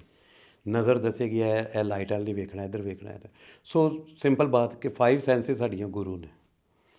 ਇਹਨਾਂ ਨੂੰ ਹੀ ਵਾਰਿਸ ਸ਼ਾਹ ਨੇ 5 ਗੁਰੂ ਕਿਹਾ ਹੈ ਕਿ ਇਹ ਜਿਹੜੇ ਤੇਰੇ ਜਿਹੜੇ 5 ਹਿੱਸਾ ਨੇ ਜਿਨ੍ਹਾਂ ਨੂੰ ਅਸੀਂ ਖਵਾਸੇ ਖਮਸਾ ਕਹਿੰਦੇ ਹਾਂ, ਇਹ ਤੁਹਾਡੇ ਗੁਰੂ ਨੇ ਅਸਲ 'ਚ, ਇਹਨਾਂ ਦੇ ਨਾਲ ਅਸੀਂ ਸਿੱਖਣੇ ਆ। ਅਤੇ ਮੈਂ ਉਹਨਾਂ ਗੁਰੂਆਂ ਦੀ ਹੈਲਪ ਦੇ ਨਾਲ ਮੈਂ ਆਪਣੇ ਸਾਜ਼ ਦੇ ਨਾਲ ਕਿਉਂ ਨਾ ਉਸ ਲੈਵਲ 'ਤੇ ਪਹੁੰਚਾਂ ਜਿਸ ਲੈਵਲ 'ਤੇ ਮੈਨੂੰ ਸ਼ਰਾਬ ਪੀ ਕੇ ਪਹੁੰਚਣਾ ਪਵੇ। ਇਹ ਔਰਗੈਨਿਕਲੀ ਕਿਉਂ ਨਹੀਂ ਤੁਸੀਂ ਜਾਂਦੇ? ਤੁਸੀਂ ਇਹ ਤਾਂ ਇੱਕ ਫਿਲਾਸਫੀ ਹੋ ਗਈ ਨਾ, ਤੇ ਇੱਕ ਅਪਬ੍ਰਿੰਗਿੰਗ ਐਸੀ ਹੁੰਦੀ ਸਰ ਮੈਂ ਤੁਹਾਨੂੰ ਦੱਸ ਰਿਹਾ, ਮੈਨੂੰ ਸਿਗਰਟ ਤੋਂ ਬਹੁਤ ਜ਼ਿਆਦਾ ਨਫ਼ਰਤ ਹੈ, ਲੇਕਿਨ ਸਿਗਰਟ ਪੀਣ ਵਾਲਿਆਂ ਨਾਲ ਨਹੀਂ ਹੈਗੀ ਕੁਝ ਸਾਲਾਂ ਤੋਂ। ਅਤੇ ਉਹਦੇ ਪਿੱਛੇ ਵੀ ਨਾ ਇੱਕ ਬਹੁਤ ਹੀ ਡਰਾਮਾਈ ਜਿਹੀ ਕੈਫੀਅਤ, ਮੈਂ ਇਸੇ ਹਵਾਲੇ ਨਾਲ ਮੈਂ ਆਪਣੀ ਮਾਂ ਨੂੰ ਵੀ ਯਾਦ ਕਰ ਲੈਂਦਾ। ਅਤੇ ਉਹ ਹੋਇਆ ਇਸ ਤਰ੍ਹਾਂ ਕਿ ਮੇਰੇ ਦਾਦਾ ਜੀ ਗੁਜ਼ਰ ਗਏ ਇੱਕ ਵਕਤ ਸੀ, ਮੈਂ ਉਦੋਂ ਕੋਈ 8-9 ਸਾਲ ਦਾ ਸਾਂ, ਅਤੇ ਮੇਰੀ ਵਾਲਦਾ ਨੂੰ ਸਿਗਰਟ ਤੋਂ ਇੰਨੀ ਕੁ ਨਫ਼ਰਤ ਸੀ ਕਿ ਮੈਂ ਅੱਜ ਤੱਕ ਉਹ ਉਹਨਾਂ ਸ਼ਿੱਦਤ ਨਾਲ ਦੱਸ ਨਹੀਂ ਸਕਿਆ, ਇੰਨੀ ਜ਼ਿਆਦਾ ਸੀ। ਉਹ ਬਾਹਰ ਜਿਵੇਂ ਪੰਜਾਬੀ 'ਚ ਫੂੜੀ ਕਹਿੰਦੇ ਨਾ, ਫੂੜੀ 'ਤੇ ਬੈਠੇ, ਜਨਾਜ਼ਾ ਅੰਦਰ ਸੀ ਅਤੇ ਬਾਹਰ ਲੋਕ ਮਹੱਲੇਦਾਰ ਬੈਠੇ ਹਨ, ਅਤੇ ਸਾਡੇ ਮਹੱਲੇ ਦੇ ਇੱਕ ਸ਼ੇਖ ਸਾਹਿਬ ਸਨ, ਅੱਲਾ ਉਹਨਾਂ ਨੂੰ ਗਰੀਕ ਰਹਿਮਤ ਕਰੇ, ਉਹਨਾਂ ਨੇ ਮੈਨੂੰ ਕਿਹਾ ਜਾ ਪੁੱਤਰ ਮੈਨੂੰ ਸਿਗਰਟ ਲਿਆ ਕੇ ਦੇ। ਅਤੇ ਮੈਂ ਉਹਨਾਂ ਕੋਲੋਂ ਪੈਸੇ ਨਹੀਂ ਸਾਂ ਫੜ ਰਿਹਾ, ਅਤੇ ਉਹਨੂੰ ਲੱਗ ਰਿਹਾ ਸੀ ਕਿ ਬਹੁਤ ਬਦਤਮੀਜ਼ ਬੱਚਾ ਹੈ। ਮੈਂ ਇੱਕ ਕੰਮ ਕਹਿ ਰਿਹਾ, ਉਹ ਸਾਹਮਣੇ ਦੁਕਾਨ ਹੈ, ਉੱਥੋਂ ਲੈ ਕੇ ਆਉਣੇ ਅਤੇ ਫੜਦੇ ਨਹੀਂ ਮੈਂ ਪੈਸੇ। ਅਤੇ ਮੇਰੇ ਅੱਬਾ ਜੀ ਨੂੰ ਮਹੱਲੇ 'ਚ ਮਾਸਟਰ ਜੀ ਕਹਿੰਦੇ, ਉਹਨੂੰ ਟੀਚਰ ਸਨ, ਕਹਿੰਦੇ ਮਾਸਟਰ ਜੀ ਇਹ ਬੜਾ ਬਦਤਮੀਜ਼, ਕਹਿੰਦੇ ਨਹੀਂ ਬਦਤਮੀਜ਼ ਨਹੀਂ, ਉਹ ਜਾ ਪੁੱਤਰ ਲਿਆ ਦੇ। ਮੈਂ ਫੜ ਲੈ ਕੇ, ਅੱਬਾ ਜੀ ਨੇ ਹੁਣੇ ਇਜਾਜ਼ਤ ਦੇ ਦਿੱਤੀ, ਮੈਂ ਪੈਸੇ ਫੜ ਕੇ, ਅਤੇ ਨਾਲ ਉਹਨਾਂ ਨੇ ਕਿਹਾ ਜਾ ਲਿਆ ਦੇ, ਅਤੇ ਉਹ ਦੁਕਾਨਦਾਰ ਨੂੰ ਕੋਈ ਕਾਗਜ਼ 'ਚ ਵਲੇਟ ਕੇ ਦੇ ਦੇ ਤੈਨੂੰ, ਕਿਉਂਕਿ ਉਹਨਾਂ ਨੂੰ ਤਾਂ ਪਤਾ ਸੀ ਨਾ ਕਿਉਂ ਨਹੀਂ ਪੈਸੇ ਫੜ ਰਿਹਾ। ਅਤੇ ਉਹ ਸ਼ਾਹ ਸਾਹਿਬ ਨੇ ਅੱਬਾ ਜੀ ਵੱਲ ਵੇਖਿਆ, ਇਹ ਵੀ ਹੋ ਰਿਹਾ ਉਂਝ ਹੀ ਹੈ ਕਿ ਵੀ ਕਾਗਜ਼ 'ਚ ਸਿਗਰਟ ਵਲੇਟ ਕੇ ਕੌਣ ਲਿਆਉਂਦਾ ਇਹ ਜਿਹੜੇ। ਉਹ ਮੈਂ ਦੁਕਾਨਦਾਰ ਕੋਲ ਗਿਆ, ਮੈਂ ਕਿਹਾ ਜੀ ਇਹ ਸ਼ਾਹ ਜੀ, ਉਹ ਵੀ ਸ਼ਾਹ ਸਨ, ਸ਼ਾਹ ਜੀ 4 ਸਿਗਰਟ ਮਾफ़ ਕਰਨਾ, ਠੀਕ ਹੈ। ਅੱਛਾ ਉਹਨਾਂ ਨੇ ਜਲਦੀ 'ਚ ਰਸ਼ ਸੀ ਦੁਕਾਨ 'ਤੇ, ਉਹ 4 ਸਿਗਰਟ ਫੜੇ, ਮੇਰੇ ਹੱਥ 'ਚੋਂ ਰੁਪਈਆ ਫੜਿਆ, ਰੁਪਈਏ ਦੇ 4 ਗੋਲਡ ਲੀਫ ਦੇ ਸਿਗਰਟ ਸਨ, ਉਦੋਂ ਦੀ ਗੱਲ ਦੱਸ ਰਿਹਾ। ਉਹਨਾਂ ਨੇ ਜਨਾਬ ਉਹ 4 ਸਿਗਰਟ ਮੇਰੇ ਹੱਥ 'ਤੇ ਰੱਖ ਦਿੱਤੇ, ਅਤੇ ਮੈਂ ਹੁਣ ਆਪਣੀ ਬੋਡੀ ਤੋਂ ਦੂਰ ਕਰਕੇ ਲਿਆ ਰਿਹਾ, ਇੰਨੀ ਦੂਰ ਉਹ ਮੈਂ ਲਿਆ ਰਿਹਾ। ਅਤੇ ਉਹ ਸ਼ੇਖ ਸਾਹਿਬ ਫਿਰ ਇੱਕ ਵਾਰੀ ਵੇਖ ਕੇ ਉਹਨਾਂ ਨੇ ਮੈਨੂੰ ਵੇਖਿਆ ਕਿ ਯਾਰ ਅਜੀਬ, ਇਹ ਕਿਵੇਂ ਫੜੇ ਸਿਗਰਟ, ਲੇਕਿਨ ਮੇਰੇ ਅੱਬਾ ਜੀ ਨੂੰ ਪਤਾ ਹੈ। ਅੱਛਾ ਉਸ ਦੌਰਾਨ ਕਿ ਜਦੋਂ ਸਿਗਰਟ ਫੜ ਰਹੇ ਸਨ ਮੇਰੇ ਹੱਥੋਂ, ਮੇਰੀ ਵਾਲਦਾ ਨੇ ਘਰ ਦੇ ਅੰਦਰੋਂ ਖਿੜਕੀ ਤਾਂ ਨਹੀਂ ਵੇਖ ਲਿਆ ਕਿ ਮੇਰਾ ਵੱਡਾ ਮੁੰਡਾ, ਮੈਂ ਸਭ ਤੋਂ ਵੱਡਾ, ਇਹਨੇ ਸਿਗਰਟ ਨੂੰ ਹੱਥ ਲਾ ਦਿੱਤਾ। ਉਹ ਜਨਾਜ਼ਾ ਚਲਾ ਗਿਆ, ਸਭ ਲੋਕ ਚਲੇ ਗਏ, ਮੇਰੀ ਵਾਲਦਾ ਨੇ ਕਿਸੇ ਬੱਚੇ ਨੂੰ ਭੇਜ ਕੇ ਮੈਨੂੰ ਘਰ ਬੁਲਾਇਆ, ਅਤੇ ਮੈਂ ਘਰ ਆਇਆ ਤਾਂ ਮੈਨੂੰ ਕੀ ਪਤਾ ਕੀ ਹੋਣਾ ਇਸ ਵੇਲੇ। ਉਹਨਾਂ ਨੇ ਜਨਾਬ ਮੈਨੂੰ ਕਿਹਾ ਉੱਥੇ ਖੁਰੇ 'ਚ ਬਹਿ ਜਾ, ਮੈਂ ਬਹਿ ਗਿਆ। ਰੇਤ ਭਾਂਡੇ ਮਾਂਜਣ ਲਈ ਪਈ ਹੁੰਦੀ ਹੈ, ਉਹ ਜਾਲੀ ਜਿਹੀ ਰੇਤ ਜਿਹੀ, ਉਹਨਾਂ ਨੇ ਕਿਹਾ ਇਹਦੇ ਨਾਲ ਹੱਥ ਧੋ, ਤੁਸੀਂ ਸਿਗਰਟ ਫੜੇ ਨੇ। ਅਤੇ ਮੈਂ ਕਿਹਾ ਅੱਬਾ ਜੀ ਦਾ ਤਰੀਕਾ ਹੈ, ਲਓ ਜੀ ਅੱਬਾ ਤੋਂ ਦੂਰ ਰੱਖਣਾ। ਮੈਂ ਉਹ ਜਨਾਬ ਰੇਤ ਮਲ, ਹੁਣ ਸਾਬਣ ਮਲ, ਹੁਣ ਇਹਨੂੰ ਖੁਰਚ, ਉਹ ਝਾਵਾਂ ਫੜ, ਝਾਵਾਂ ਜਿਹੜਾ ਉਹ ਪੱਥਰ ਹੁੰਦਾ ਜਿਹੜਾ ਉਹਦੇ ਨਾਲ ਖੁਰਚ, ਅਤੇ ਮੈਂ ਮਦੇ 'ਚ ਲੱਗਾ। ਲਓ ਜੀ ਉਹ ਹੱਥ ਧੋ ਲਿਆ, ਅਤੇ ਮੈਨੂੰ ਲੱਗਾ ਧੁੱਪ ਗਿਆ ਹੱਥ। ਹੁਣ ਮੇਰੀ ਮਾਂ ਆਪ ਆਈ ਹੈ ਮੇਰਾ ਹੱਥ ਸਹੀ ਤਰ੍ਹਾਂ ਧੋਣ ਲਈ, ਅਤੇ ਇਹ ਜਿਹੜਾ ਮੈਂ ਧੋਤਾ ਹੈ ਨਾ, ਉਹ ਮੈਂ ਇਸ ਕਾਬਲ ਕੀਤਾ ਹੈ, ਆਪਣੇ ਆਪ ਨੂੰ ਐਲੀਜੀਬਲ ਕੀਤਾ ਹੈ ਇਸ ਗੱਲ ਦੇ ਕਿ ਹੁਣ ਉਹ ਮੈਨੂੰ ਟੱਚ ਕਰ ਸਕੇ। ਉਹਨੂੰ ਇੰਨੀ ਨਫ਼ਰਤ ਸੀ ਸਿਗਰਟ। ਫਿਰ ਉਹਨੇ ਜਨਾਬ ਮੇਰਾ ਹੱਥ ਫੜ ਕੇ ਧੋਤਾ, ਨਾਲ ਮੈਨੂੰ ਕੁੱਟਿਆ ਮੇਰੇ ਇਸੇ ਹੱਥ 'ਤੇ, ਨਾਲ ਉਹ ਫੇਰ ਕੇ ਚਾਵਾਂ ਨਾਲ ਰੋ ਰਹੀ ਹੈ, ਅਤੇ ਮੈਂ ਰੋ ਰਿਹਾ, ਮੈਨੂੰ ਮਾਰ ਪੈ ਰਹੀ, ਅਤੇ ਉਹ ਰੋ ਰਹੀ ਹੈ, ਮੇਰੇ ਮੁੰਡੇ ਨੇ ਸਿਗਰਟ ਨੂੰ ਹੱਥ ਲਾ ਲਿਆ। ਉਹ ਇੰਨੀ ਸ਼ਿੱਦਤ, ਬੜਾ ਕਮਾਲ ਤਰੀਕਾ ਹੈ ਇਹ ਤਰਬੀਅਤ, ਇਹ ਬਹੁਤ ਜੀ ਹਰਾਸ ਕਰਨ ਦਾ ਬਹੁਤ ਕਮਾਲ ਤਰੀਕਾ ਅਤੇ ਉਹ ਜਨਾਬ ਉਹ ਕੁਝ ਜ਼ਿਹਨ 'ਚ ਐਸਾ ਬਹਿ ਗਿਆ ਕਿ ਹੁਣ ਸਾਨੂੰ ਪਤਾ ਹੈ ਕਿ ਸਿਗਰਟ ਦੇ ਉੱਤੇ ਪੇਪਰ ਬਹੁਤ ਅੱਛੀ ਕੁਆਲਿਟੀ ਦਾ ਵਲਿਆ ਹੁੰਦਾ ਹੈ, ਔਰ ਉਹਦੇ ਵਿੱਚ ਜਿਹਨੂੰ ਤੰਬਾਕੂ ਅਸੀਂ ਕਹਿੰਦੇ ਹਾਂ, ਉਹ ਉਹੀ ਚੀਜ਼ ਹੈ। ਮੇਥੀ ਸੁਕਾ ਲਓ, ਪਾਲਕ ਸੁਕਾ ਲਓ, ਪੱਤੀ ਚਾਹ ਦੀ ਸੁਕਾ ਲਓ, ਉਹੀ ਚੀਜ਼ ਹੈ, ਉਹ ਵੀ ਪੱਤੇ ਹੀ ਨੇ, ਉਹ ਸੁਕਾ ਕੇ ਵਿੱਚ ਪਾਏ ਨੇ, ਇਹ ਪਤਾ ਹੈ ਸਭ। ਲੇਕਿਨ ਹਲੇ ਵੀ ਮੇਰਾ ਅਚਾਨਕ ਕਿਸੇ ਸਿਗਰਟ ਨੂੰ, ਐਸ਼ਟਰੇ ਨੂੰ ਹੱਥ ਲੱਗ ਜਾਏਗਾ ਨਾ, ਅਤੇ ਉਸ ਤੋਂ ਬਾਅਦ ਤੁਸੀਂ ਕਹੋ ਜੀ ਆਓ ਖਾਣਾ ਖਾਈਏ ਜਾਂ ਚੀਜ਼, ਅਤੇ ਮੇਰੇ ਅੰਦਰ ਇੱਕ ਅਜੀਬ ਜਿਹੀ ਅਲਾਰਮ ਚੱਲ ਰਿਹਾ ਜਾਂ ਇੱਕ ਟਾਈਮ ਚੱਲ ਰਿਹਾ ਹੈ ਕਿ ਯਾਰ ਮੈਂ ਹੱਥ ਧੋਣੇ ਨੇ, ਹੱਥ ਧੋਣੇ ਨੇ, ਹੱਥ ਧੋਣੇ ਨੇ, ਹੱਥ ਧੋਣੇ ਨੇ।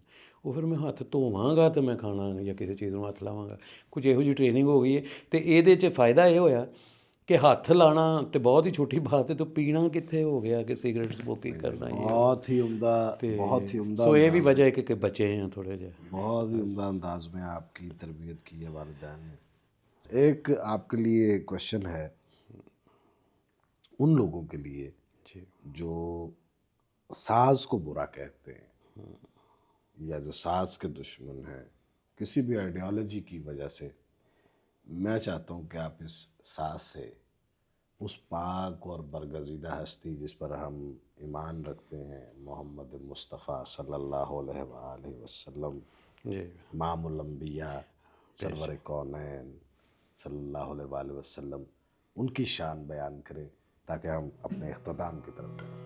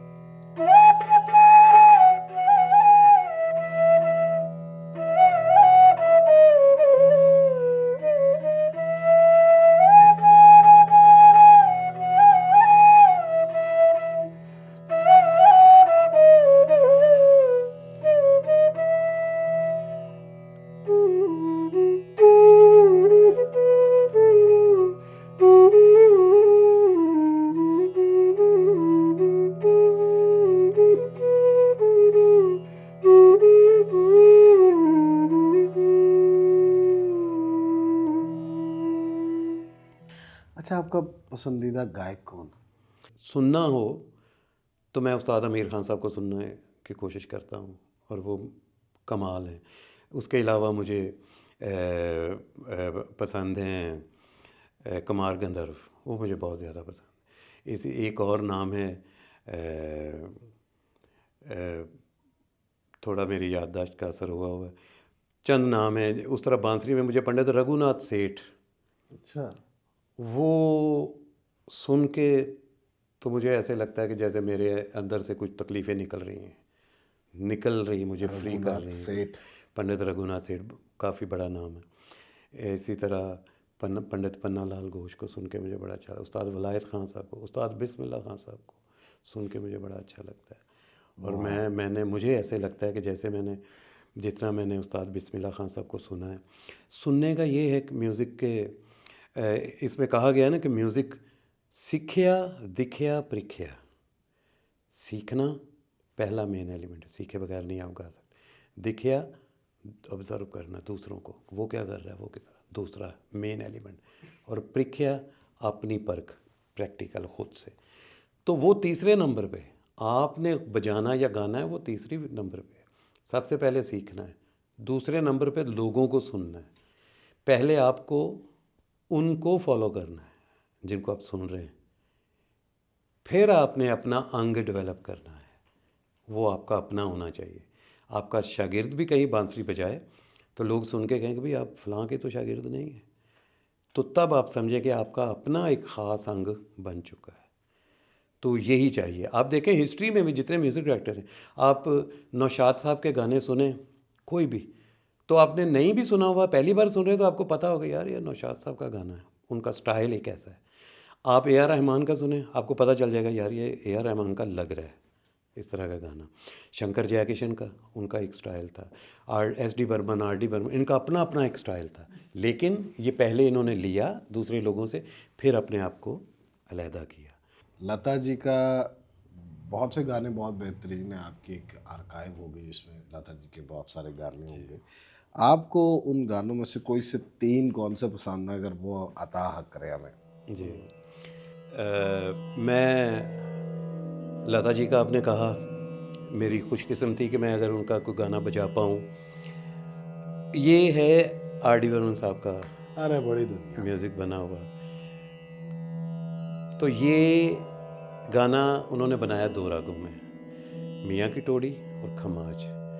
और ये दोनों बड़े मुख्तलिफ राग हैं, और इनको एक पेज पे इकट्ठा करना ये कोई बहुत ही जिसको दुआ है या जिसकी मेहनत बहुत ज़्यादा है वही कर सकता है। वो आर डी बर्मन फिर आपके सामने के कैसे मेरे बड़े पसंदीदा आर्टिस्ट, तो मैं आपके सामने पेश करता हूँ जी। गैस ये खुद करेंगे। जी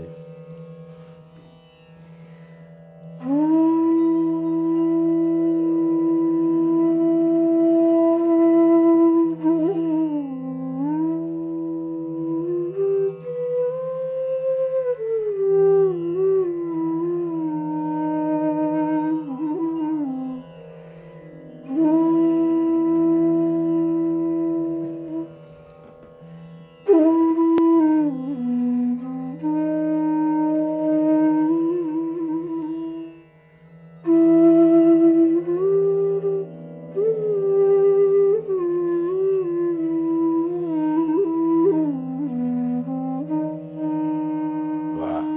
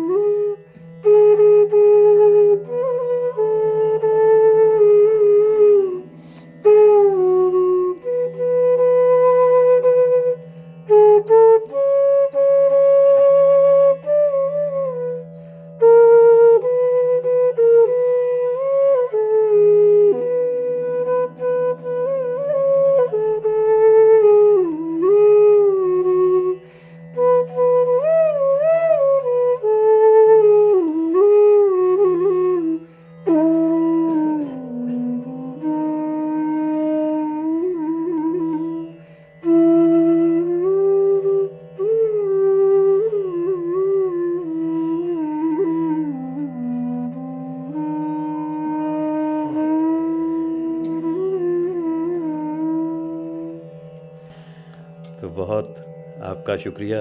और क्या क्या आपने सवाल और बातें की कि जिससे मेरे अंदर के भेद मुझी पे खुले हैं थोड़े से।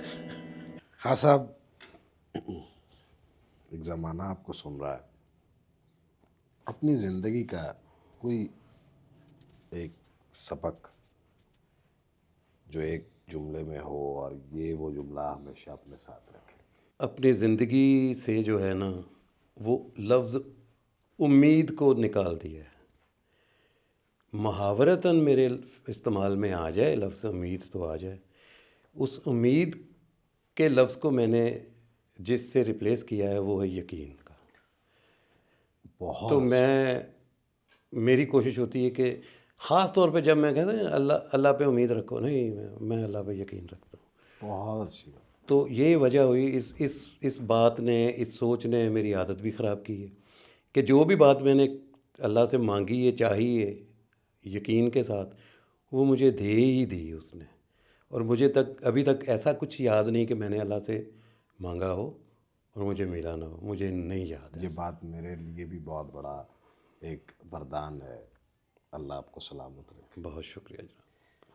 ख़वातीनो हज़रात, आज मैंने आपकी मुलाकात कराई है उस्ताद मोहम्मद हनीफ़ ख़ान साहब से। मैं इनको क्या इस मुलाकात के बाद समझाऊं, वो ये कि इंतहाई गौर व फिक्र करने वाली शख्सियत है। खालसियत को पसंद करते हैं और वही खालसियत खुलूस बनकर इनकी शख्सियत में नज़र आता है। मिजाज की बात करूं तो बहुत ही खूबसूरत मिजाज है, जिसमें खुश रहने और खुश रखने का फ़न भी इन्हें आता है। अगर काम के हवाले से बात करूं तो काम में भी ये उस शिखर पे पहुंचना चाहते हैं, उस मकाम पे पहुंचना चाहते हैं, या उस मंजिल पे पहुंचना चाहते हैं जो ज़िंदगी से बड़ी होती है। मकसद ज़िंदगी से बड़ा हो तो अच्छा लगता है। और इतनी कंपोज्ड शख्सियत है कि हम हनीफ साहब को एक ट्रूली ब्लेस्ड आर्टिस्ट अगर कहें तो गलत नहीं होगा। हमारा मुआशरा हसीन औरतों से हसीन नहीं होता, बड़ी इमारतों से हसीन नहीं होता। हमारा मुआशरा बेहतरीन रूहों से हसीन होता है। और मुझे फ़ख्र है कि मैं आज एक बेहतरीन और अच्छी रूह के साथ बैठा। मुझे बहुत कुछ सीखने को मिला, बहुत कुछ समझने को मिला। और सारी गुफ्तगू के बाद मैं एक बात कह सकता हूँ कि शुक्र अल्हम्दुलिल्लाह उसने इनकी शक्ल में मुझे एक अच्छा दोस्त भी आज अता किया है। अल्लाह आपको सलामत रखे सर। बहुत शुक्रिया। आप हमारे पास तशरीफ़ लाए, ये आपकी ज़रा नवाजी है। अपना ख्याल रखिएगा, अपने चाहने वालों का ख्याल रखिएगा। तो ये मान अल्लाह।